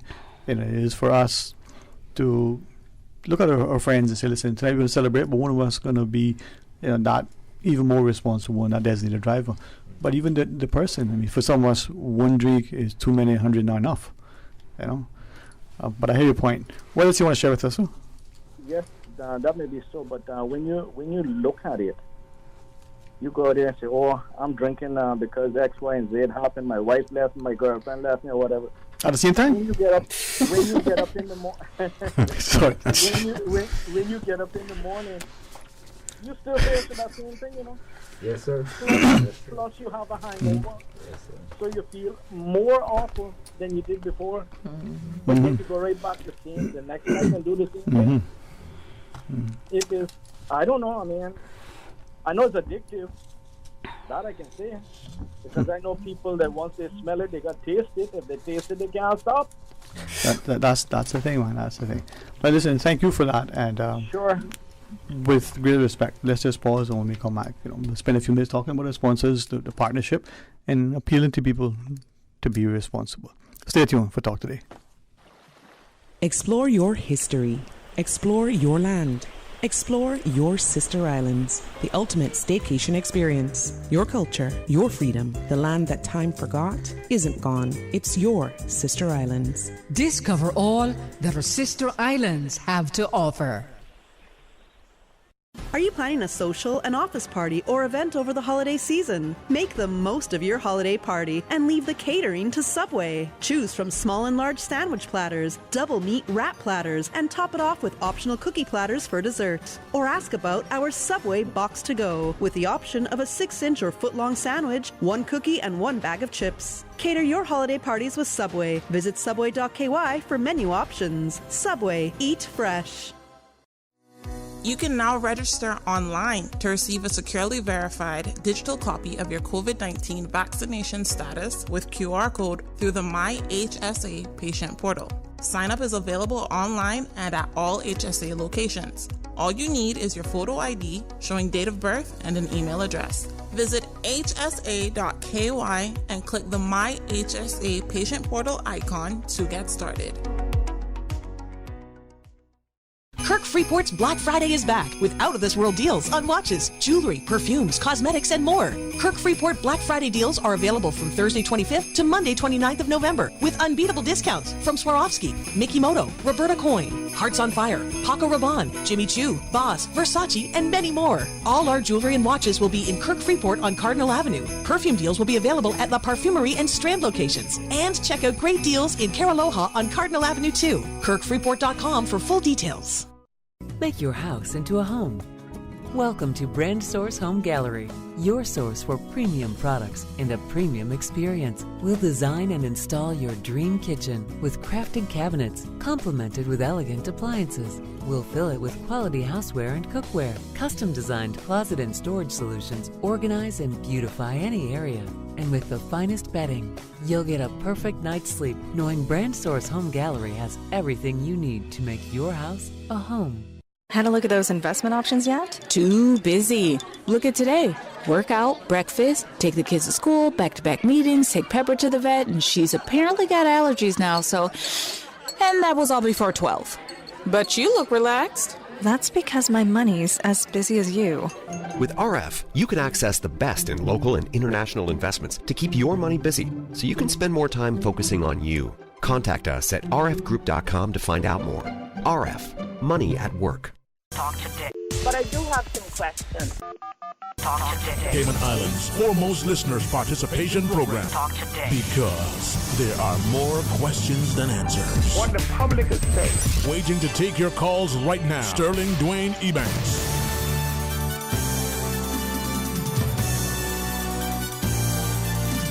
Hey, good afternoon. Welcome back, and thanks for sharing your thoughts with us. And as the phone lines are open, and we will just rejoin the caller secondly or go back to our phones. Inspector Jones, PC Power from the RCIPS, from the NDC, Simon Miller and his colleague, Ms. Delisa Hernandez. Okay, that caller decided to take the stew count. Unbelievable. That's the one I wanted. Yeah. Right? Well, that's true. I mean, I had ordered some for Monday for Wednesday pick-up and I had to change my plans. Can you imagine that? So was it the best laid some? So we should come Tuesday and Thursday. Yeah. Man makes his plan, but God has ordered his steps. But as we look at the discussion, guys, we can see that we can have fun. Or we can have fun with our friends, and as PC probably referenced, we alternate. The festivities are there. Let's all have the opportunity to share and to be responsible, accepting their responsibility. If I could, though, maybe in talking about the tips and talking about the partnerships, but Simon, something you wanted to maybe emphasize for us and speak to. Well, the TIPS is a training for intervention procedures. It's a internationally recognized certification that is good for 3 years. Right now it's being offered free of charge. So you get in touch with us at the National Drug Council, 949-9000. You have bartenders, servers in your restaurants, and we will come out and train you. It takes about 4 hours of your time. Again, it's free of charge, and it's internationally recognized. It gives you real people skills. It helps you hone in on some strategies on how you can determine if someone is intoxicated, if they had a few too many, and how to use appropriate measures to cut that person off without offending them. It's a real fun, engaging activity, and I really enjoy training and being a part of it. I think any establishment should actually take that opportunity because, at the end of the day, like I said earlier, I still stand by the village, you know what I mean? And even though we feel like we're grown and we're older and we can make we can, make our own decisions, but at the end of the day, we're all responsible. We all are responsible for that one person who consumes too much, because that person, like, as we all know, may not realize at that point, because they're way over the limit. They're way over, that cognitive kind of way. And, as the server, as the establishment, it'll be your responsibility. And how do you do that? What are the steps that you take? How can I do that in a way where I keep my patron coming back, as well? Because I like that person. I want that person to continue. And this is where this training comes in. I think, too, it comes back to what Sam emphasized earlier, the whole notion that for us on that day, did we eat? What did we eat? What is our sort of mental state? Did we have a really stressful day at work, at home, whatever? And that one drink, wouldn't even register, but that one drink was too many on that day.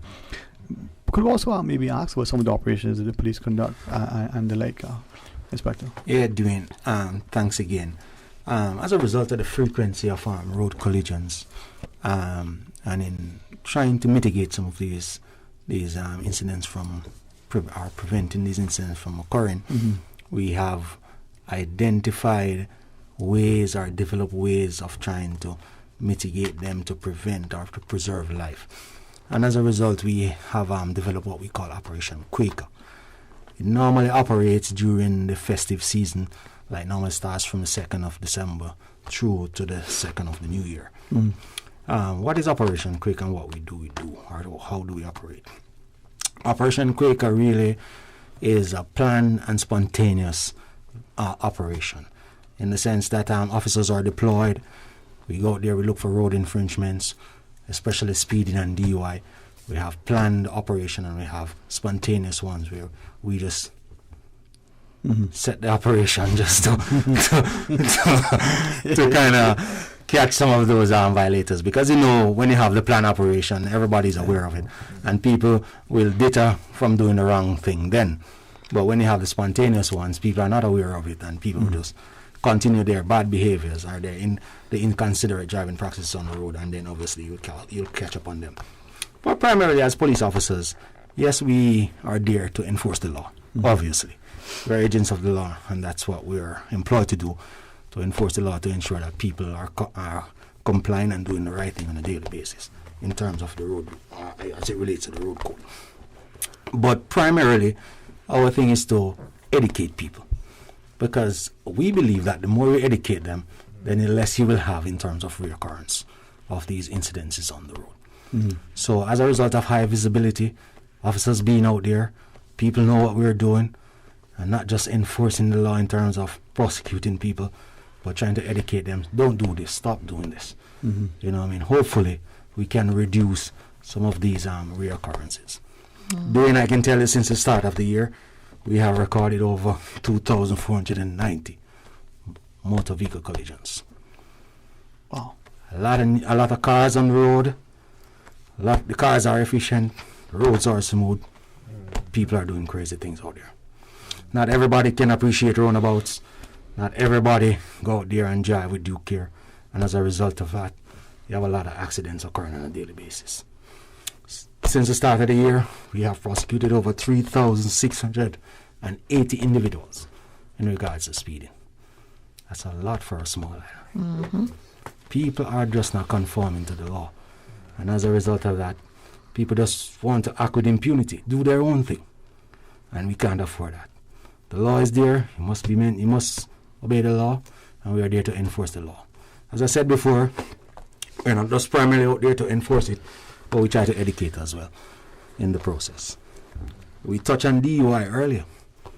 DUI is it's a sore point, I would consider it to be, because people feel like they can just drink and just don't have a care in the world, and then just want to drive their car home even though they know that they're intoxicated.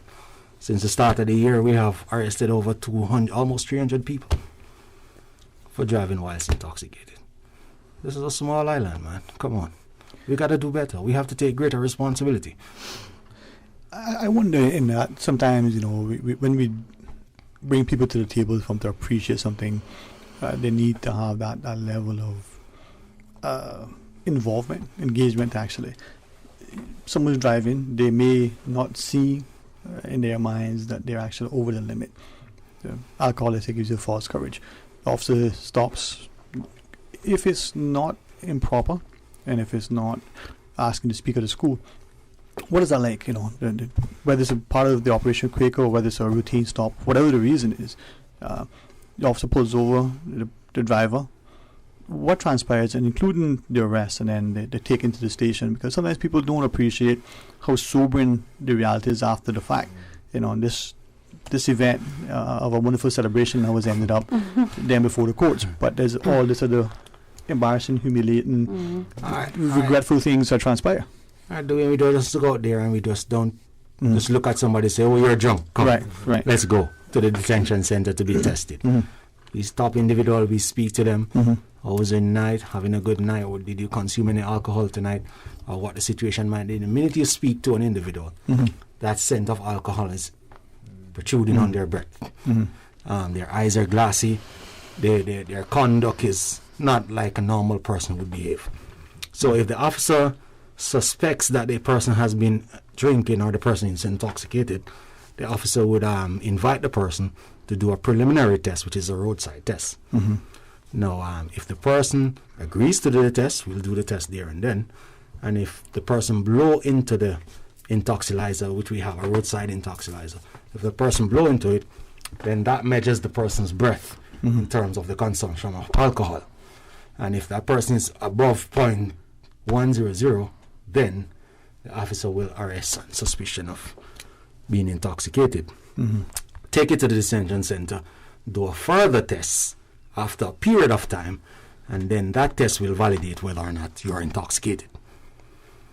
Now, the reading from that test is what will go to the courts, or what will be submitted to the courts as a certificate of the test that was done as evidence for your action there and then. So we don't just pick people up and say, "You look drunk, let's go." You're intoxicated. A lot of time, persons who are arrested for DUI aren't granted bail right away as well, because when you're granted bail, what is your next step? What do you do next? We can't grant you bail only for you to get back behind that wheel and drive away that car. So the only way that they are allowed to be bailed is if they are able to call someone to collect them, and then arrangements are made for them to get their vehicle afterwards. So a lot of times when you're arrested for DUI, it means that you spend a night in jail. And we are not a resort. It is not a pleasant experience. We do our best, because you are somebody's child. So we do our best to make sure that you are looked after, but your safety is what's important to us, not your comfort. And so, that being said, I don't think anybody really wants to spend a night in jail. And when that goes to the court, if you are a delivery driver, if you are a police officer, a CBC officer, any career that requires you to drive, it means that when you are disqualified at court, you won't be able to do your job for a minimum of a year. A lot of times that means that you might lose that job because you don't have the capacity to carry out the function that is required for your job. So these are the long-term effects after you've been arrested for DUI. And Dwayne, just to follow, remember now, the police have a duty of care to every individual. Whether or not you're a suspect or you're a victim, we have a duty of care to you. And even if you're arrested for DUI, we have to give you best care whilst you're in our custody. That is mandatory. That is our responsibility as police officers. And even though we arrest you on suspicion to say you appears to be intoxicated, we are not telling you that you are drunk. We are telling you that based on the preliminary examination that we conducted that you are intoxicated, and as a result of the evidence that has been produced, we are sending it to the courts. The courts will determine whether or not you are guilty of the offense. So we are not there to say, yeah, you're guilty. That's not our portfolio. We are there to say the evidence that has been collated is of such that it proves that you are over the limit. And as such, the court will decide whether or not you are guilty of being over the limit, and they will charge you accordingly. And as PC Poirier pointed out, the consequences are long term. You spend a night in prison, it's not a Hanoi Hilton, but certainly not as comfortable, right? And just sorry, Jody, just to point out as well, the seriousness of driving whilst intoxicated. Let's say you go down the street and, Dwayne Jones is drunk. And I'm knocking wood here because I'm not supposed to be drunk. No, but Dwayne Jones is drunk and James Jones hit down Jody Poirier and kill her. No, you think about the consequences. Yeah, Jody, you will be alive. Don't worry. I use us because we're colleagues. but on a serious note, let's say somebody's driving down the road and you hit down somebody and you kill them. You'll be charged. You'll be charged, and obviously, from my knowledge and from my experience, the court is going to give you a custodian sentence for causing death by dangerous driving. So it's not just the fine of losing your license for a year or paying $1,000. This is also serious enough where you carry a custodian sentence and you can go to prison for a length of time. But more importantly, you have a lifetime of guilt that you will live with, knowing that you have taken somebody's life and that person didn't even try to offend you in any way. Yeah. And this is where I think this discussion should resonate with us, again, the individual responsibility. We've got a couple of calls to take. We've got a news break as well. We come back and we appreciate those who are sharing with us. It's an important topic and we can learn a lot. So stay tuned for Talk Today. Follow Radio K-Man on Twitter. All the latest information, breaking news, community events, and more. Follow us at twitter.com/Radio K-Man. Today's biggest news. Radio K-Man. Your voice, your choice. Local, regional, international. This is headlines from Radio K-Man's newsroom. Today's biggest news. With your latest headlines, I'm Felicia Rankin-Solins. The Ministry of Youth, Sports, Culture and Heritage is organizing Christmas Greetings from Cayman. The seasonally themed event will take place on the waterfront from Shedden Road to Hard Rock Cafe Saturday, December 18th. From 11 a.m. to 7 p.m. To find out how you or your business can sign up for a stall at the event, call 244-3240. In international news, South Africa's president has condemned travel bans enacted against his country and its neighbors over the new coronavirus variant, Omicron, calling it unjustified, and asked for the bans to be urgently lifted. The UK, EU, and US are among those who have imposed travel bans. Omicron has been classed as a variant of concern. Early evidence suggests it has a higher reinfection risk. A 52-year-old Indian businessman has built a scaled-down replica of the iconic Taj Mahal as a home for his wife of 27 years.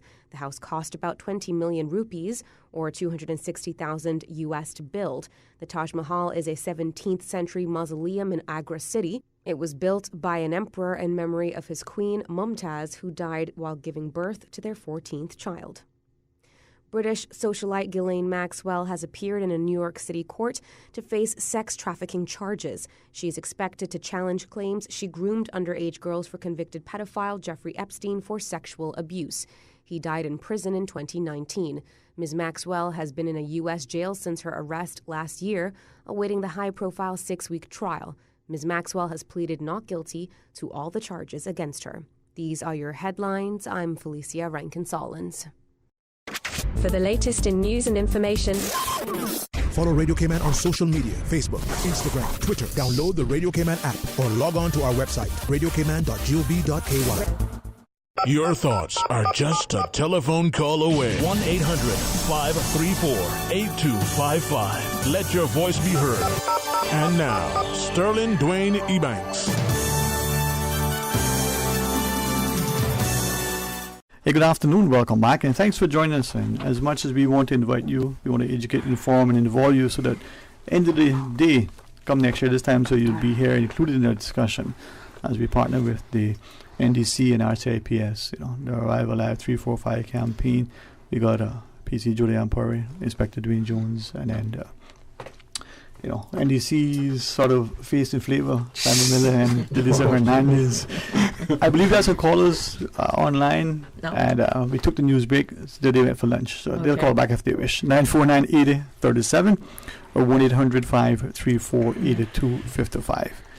A couple of things, Ms. Hernandez. Yeah, so as we go into the second portion of launching this this campaign, Compass Media as well as National Drug Council and RCIPS had these conversations with the community earlier last week, and speaking about the Purple Ribbon Pledge. That's you pledging to not drink at all during the holiday season.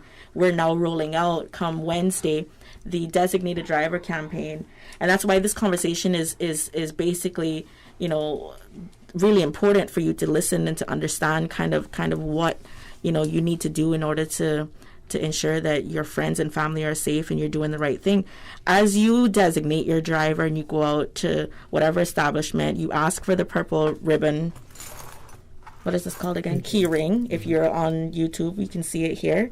And this will give you the opportunity to actually get your free non-alcoholic beverage, whether it be coffee, whether it be a juice, whether it be a soft drink, or whatever. But you have to acknowledge and show and let the server or bartender aware that you are the designated driver. Okay?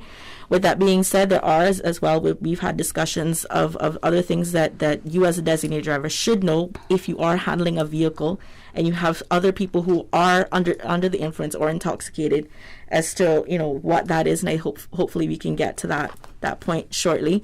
But please, we encourage you to show your commitment, drive safe, designate that driver, go out there and make a plan to do that. Our three, as well as our Radio Cayman, Compass Media, Radio Cayman, NDC, and RCIPS, is doing as much as we can to put in place that this holiday season and every holiday season for the last 21 years, that we give you options. We've given you options. You can ride the Purple Ribbon Bus on New Year's Eve from 9 o'clock at night till 4 in the morning from all districts here in Grand Cayman as well as Cayman Brac. There are no excuses as to why you can't arrive alive in 2022. You know what I mean? Yes, we know that some people may overindulge and such, but put things in place. It's really important. We want you to, enjoy your holiday season, but we want to make sure that, you do the right thing and take responsibility, and that goes across the board. Individual responsibility. Yeah, and as we've had the discussions, some of us may not realize, if I'm the designated driver, and there's certain open bottles or beer cans or whatever in my vehicle, I too then actually can be held responsible and can be prosecuted. Mm-hmm. Yeah, I think that's important, because I think we think now, I'm not driving, and I'm not drinking, I'm the driver, but other people in the car. Right. So having open alcoholic beverages in your vehicle, whether or not you are intoxicated, whether or not you're drinking, but even if your passengers do, that is also against the liquor license law. Don't quote me on it, but I think the fine for that is $5,000 per person, and so or up to $5,000. But I can confirm. Yeah. But it's significant. Yeah, it is a significant charge, and that is not something that you want in the Christmas season. Definitely not. But there's also a greater safety issue, because it's one thing to be safe by having a designated driver so that you're safe on the roadways, and it's another thing to make sure of your personal safety by not getting too inebriated that you are posing a risk not just to yourself but to the persons that have pledged that they'll be responsible for you. So alcohol affects people in various ways. Some people get aggressive. Some people lose themselves. And so that being said, don't get intoxicated to the point, even though you're not driving or because you're not driving, where you're not accountable for your actions. And you being a passenger in a vehicle with a designated driver causes a risk to the designated driver and to the other road users because you're not controlling yourself. So that's another thing to be considerate about as well. Yeah. You know, it's about exercise, not control. You know what I mean? I know there's a lot of people who struggle with addiction and they can't, you know, exercise control. But we're asking you this holiday season, take that into consideration. You know, reach out to agencies to get help.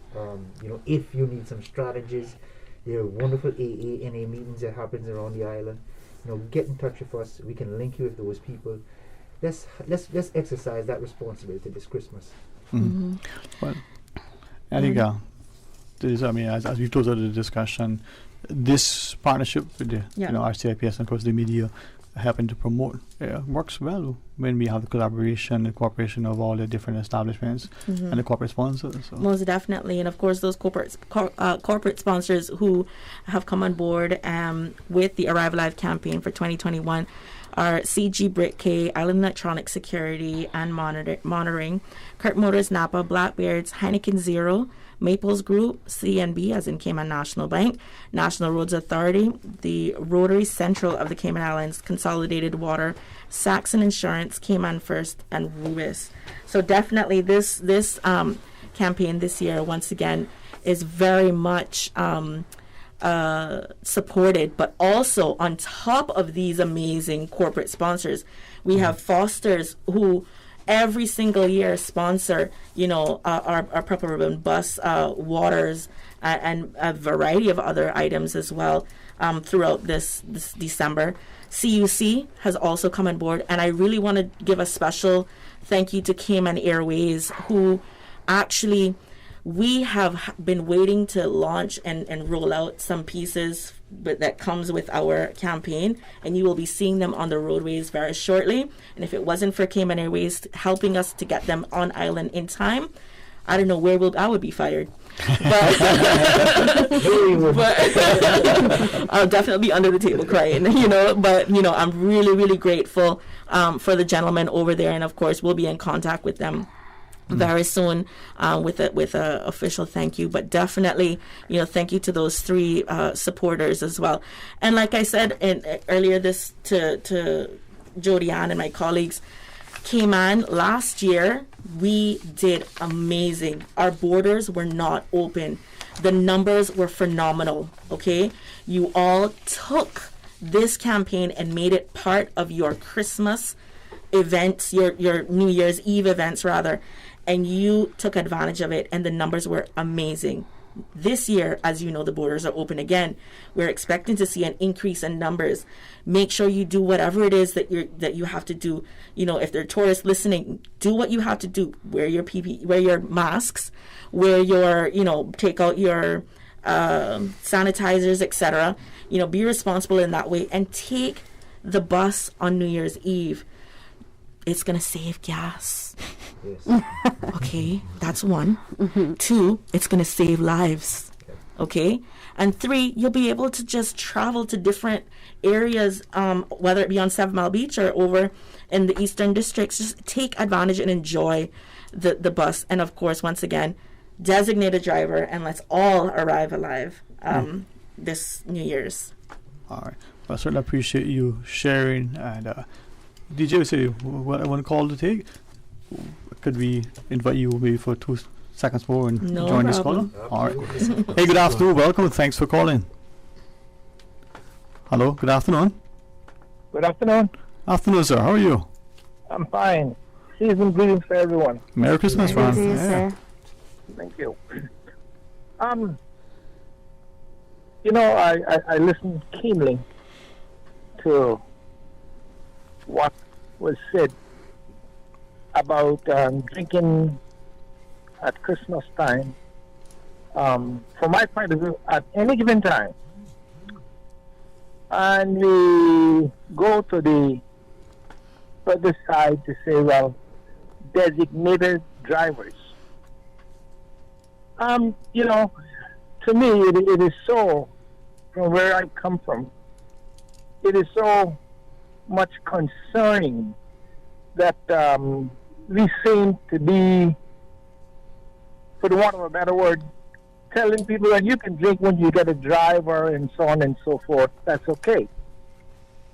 How anyone covered the cost of the damages, the expense that government have to pick up the tab with all of the people that has to go to take dialysis machines, go overseas, they get in an accident, sometimes they're disabled. I'm saying this. I think the whole island should play hard ball with a lot of these situations, not just for the distributors of liquor to count their big bags of money, how much they made, while the people of the island goes to hell in a handbasket because, oh, well, this is a free country, you can drink. Chavez that is dead and gone, which I'm no part of him. But I just love what he told the people of Venezuela, that you're not going to sit on the sidewalk anymore and just feed your face with alcohol.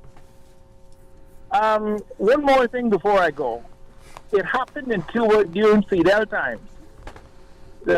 He decided, well, all of these loafers and so on and so forth, he decided he was going to open up a big liquor store, and the liquor was going to be half price and so on and so forth. I was told the day that was open, there were so much people piled up around the place waiting to get alcohol, but Fidel was smart. He had probably 3 or 4 dozen army trucks, which they thought that was loaded with alcohol. No, that was loaded with empty seats to take these people to the cane fields. We are not doing anything, from my point of view, and just letting people drink as they want, and here we are, designated drivers. Look, think strongly what's happening to our countries. That's my little piece, and I want to wish everybody Merry Christmas and Happy New Year. Thank you. Thank you. Thanks, sir. Thanks very much. I need to plug right there because I want to remind people that the Purple Ribbon Magnet is where people will actually say and pledge that they will not drink, period, throughout the time. We're not promoting people to drink. We're saying, I can't stop you. If you're going to do it, please be careful. Please, these are the things that are available. Be responsible, you know. So thank you for that call, and I just want to remind people the pledge is definitely different than the actual designated driver. You're pledging not to drink, period. And Dwayne, if I may hear from an RCIPS perspective, we will never encourage people to drink. As the head of traffic department, I can tell you it is never easy for me or any one of my colleagues that works in the department to visit a family member to say, I'm sorry, but your son, your daughter, or your child, your husband, unfortunately did not make it as a result of road collision. And knowing that DUI plays a significant role or a contributing factor in regards to that collision. So we will never ever encourage people to drink. But we're saying we can't tell you not to drink because you are an adult, you're responsible for your action. All we're saying is that whatever you choose to do in terms of consumption of alcohol, do it responsibly. So if you know you're going to drink, then, as we all agreed on, get somebody that you know will take you home or to take your ex wherever you want to go.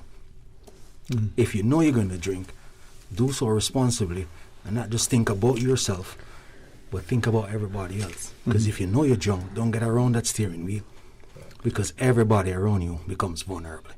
So from an RCRPS perspective, we'll continue to preach safety because road safety is paramount. Preservation of life is key. And hopefully, we all will arrive alive. 3, 4, 5. Amen. And you know, the purpose of having all of us here today and for putting on these programs is for people to know that there are places where they can get the best information possible. Right. And so I'm sure that Simon isn't going to kill me for saying, if you have a question about how alcohol affects your life and how it affects your health, give the NDC a call, because they have the best information, and that's the reason why we're here today. Unfortunately, though, we can't take away people's choices. And it's the reality that we live in. Individual responsibility, Right. We're doing, just to follow up, having identified the impact of alcohol and the severity of it in terms of when it is in a collision and people being dismembered or lose their life, or, you know, the breadwinner for the family has died and everything. It's a community impact on a whole, you know, everything becomes a government problem or the community's problem. Having realized the impact of it, we have made a recommendation to reduce the intake of alcohol from 0.100 to 0.80, because we believe that the more we encourage people to drink less, then hopefully people will be responsible enough to recognize the impact of alcohol and how it is destroying our community when people do not consume it responsibly. Again, man, this is where, you know, appreciate this partnership and the platform here. I know as a leader we're going to have the conversation through the month of December as well. It's important that we accept that individual responsibility and appreciate it.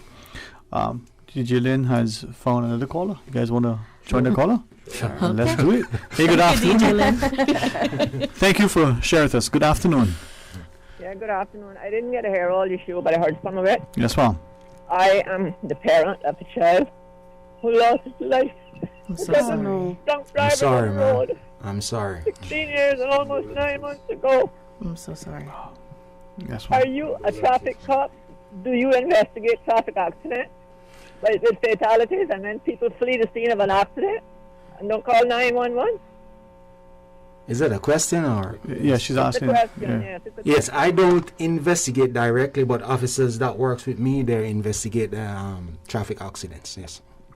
Well, I can tell you, I must have had the worst experience of any other person, even though I heard before people talking about how incompetent, effective and everything else some police were with investigating fatal accidents. My child was murdered, I can call it, on Linford Pearson Highway. And the people who were in the car that hit him, they were both drunk as they could be. One was the passenger and one was the driver.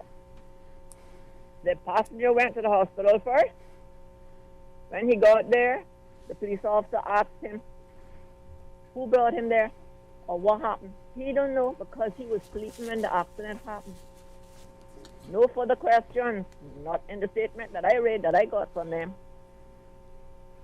Couldn't they have asked him, well, can you give me some idea what the person looked like that brought you here? Was it a man, a woman, what color hair, what color shirt or dress or clothes? Did you notice the color of the vehicle or whatever? No. Stop. It was a full stop right there. Then the driver, he didn't show up to emergency until, I think, more than 2 hours afterwards. They asked him how he got there. Unknown person and unknown vehicle. No further questions. Don't ask him either. Who the hell brought you here? You have to know.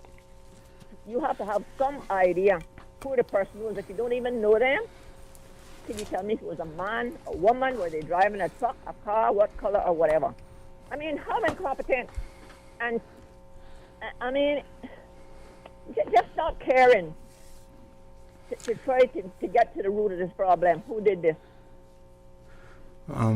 I must say I'm sorry for your loss, and from an RCIPS perspective, we sympathize with you, and we're hoping that you're coping, despite the loss, you're coping okay, and we wish you well in terms of your recovery. In regards to the investigation, I must say from an RCIPS perspective, more so from a traffic department perspective, we're very thorough in most cases with our investigation. Because remember, our investigation, especially when someone lost their life, is not only within the department, but all information is disseminated to the courts. And there's also a disclosure to other departments away from the court in terms of a defense lawyer or the prosecution, the DPP that evaluates the all documents prior to going to the court. So if there are inadequacies in regards to the investigation, then obviously the officers have probed that investigation to its fullest, and there's just not enough information to further garnered to put forward in that case. I cannot speak directly to your case because right now I'm not cognizant of it, and I would have to do proper evaluation in terms of examine the case look through it thorough to speak of it. But I can only say I'm sorry if you feel that way. In most cases, when there's a collision and people are intoxicated, then they're incoherent. They can't remember exactly what happened, and as a result of that, you tend to lose good evidence, or people lack of memory to say exactly how it happens. But I will review, if it is still an active case, I will review it to make sure that from an RCIPS perspective, we are doing everything we can to make sure that we are coming to an amicable solution. Because if somebody should kill another person on the roadway, you should be held responsible for your actions, because we need to use the roadway more efficiently, more properly, to ensure that we are showing due care to every other road users, inclusive of pedestrian and motorcyclists. Ma'am, I just like to ask you, I don't know, Dwayne, if DJ Lynn is able to take her information so that we can give her an adequate update on the incident, as well as to get a little bit more information to find out how we can go about satisfying her questions. So if you could leave your contact number with the DJ, we will certainly get back to you with a proper update, ma'am. Yeah, well, I know what update is. It's lost in the wilderness. I even tried to get a copy of to listen to the 911 calls, and wasn't able to get that either. The excuse about that was that the recorder had broke down. It wasn't any way they could do that. And not to sort of inflame or insult or be insensitive, but if you would take the officer's sort of invitation, if you would kindly leave that information formally with us, we'll pass it along to the RTIPS, and then they could liaise with you directly. I know this is emotive, it certainly is open, and as Inspector shared, our condolences, our prayers and love with you. I'm going to take it a step further. Ma'am, I am Inspector Dwayne Jones, and I'm in charge of the traffic department. I represent the commissioner and the RCIPS, and our duty is all about serving. And I'm telling you right now, I'm going to give you my cell number, whatever problems you're having. If it is something from a police perspective that we can solve, I will ensure that I evaluate what the problem is, and I'll make forward the proper recommendations so that your case can be heard in the right places. My number is 925-6494. That's 925-6494. You can call me anytime. Thanks for that. And this is where I think this dialogue helps us in a space, and I'm looking forward to continued discussions. And it's a job, where we, as inspectors share, need to be individually responsible, absolutely, and accept that there is a role for all of us. So I invite you to come back on together and collectively. Thank you. As we arrive live in 345, right? And I don't want to glance over the fact that this caller had legitimate concerns about the investigation. I want to encourage that if you are having trouble getting information in regards to your investigations, we have a victim care unit within the organization, 649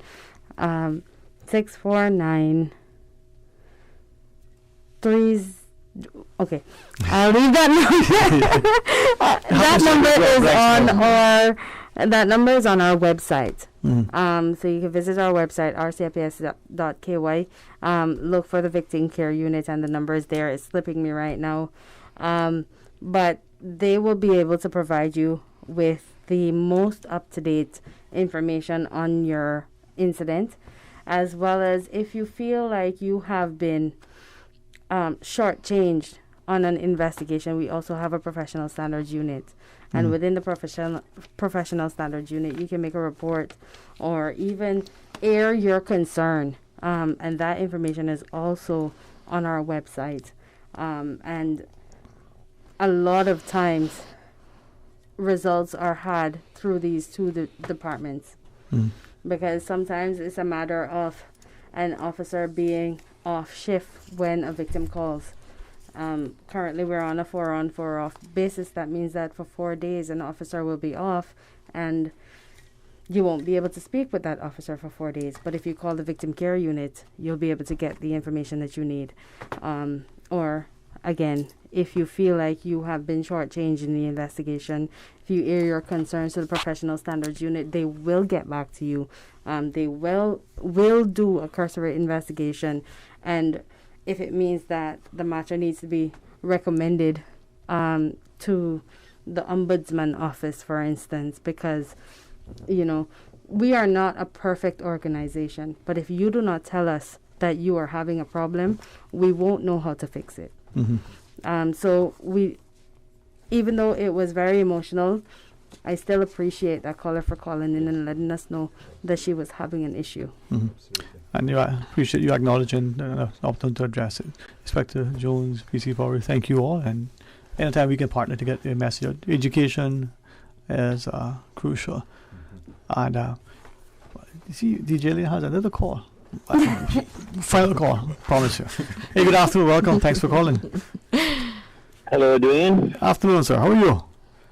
I'm fine, thanks. Sorry to be so late, but I've been driving and back and forth. I've been picking up a couple of hints or a couple of comments about this alcohol problem and respects to the RCIPS, that's your panel or whoever there. But when you're talking about alcohol, you're like the country song that says you're going up the wrong or the walking on the side and fight of me. The fighting side of me. So I might be a bit partial. I've never tasted alcohol in my life, which I'm thankful for that, because I was raised in a Christian home and it was never even thought about much as in our house. So I'm glad of that. But what I want to comment on is this. I really despise the fact that every time I go into a gas station these days, the first thing facing you is a bunch of assorted alcohol bottles, rum bottles, or all sorts of alcohol varieties. And I blame the government, not this present one, but past governments, and not even maybe the last one, might have been before. But the last one had something to do with it, I believe, too, because that gas stations were only allowed, I think, during their period of or their term. When you're talking about accidents, I would venture to say that 95% at least of all accidents that happen are caused by alcohol. If they want to stop accidents from happening and innocent people being killed, that's where they need to start, because once a person is under the influence, they have no judgment. Their mentality is nil. And they just think they can drive and be safe, but they're nothing but a hazardous situation on the road. And if they look back, I believe even marijuana, I don't believe causes maybe a few accidents, but nothing compared to what alcohol does.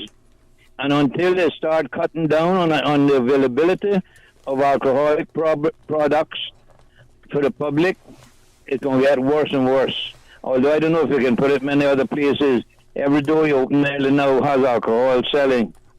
That's what they need to start working on. And I don't know whether in a democratic situation we can do anything about it now, but that's what's causing the problem.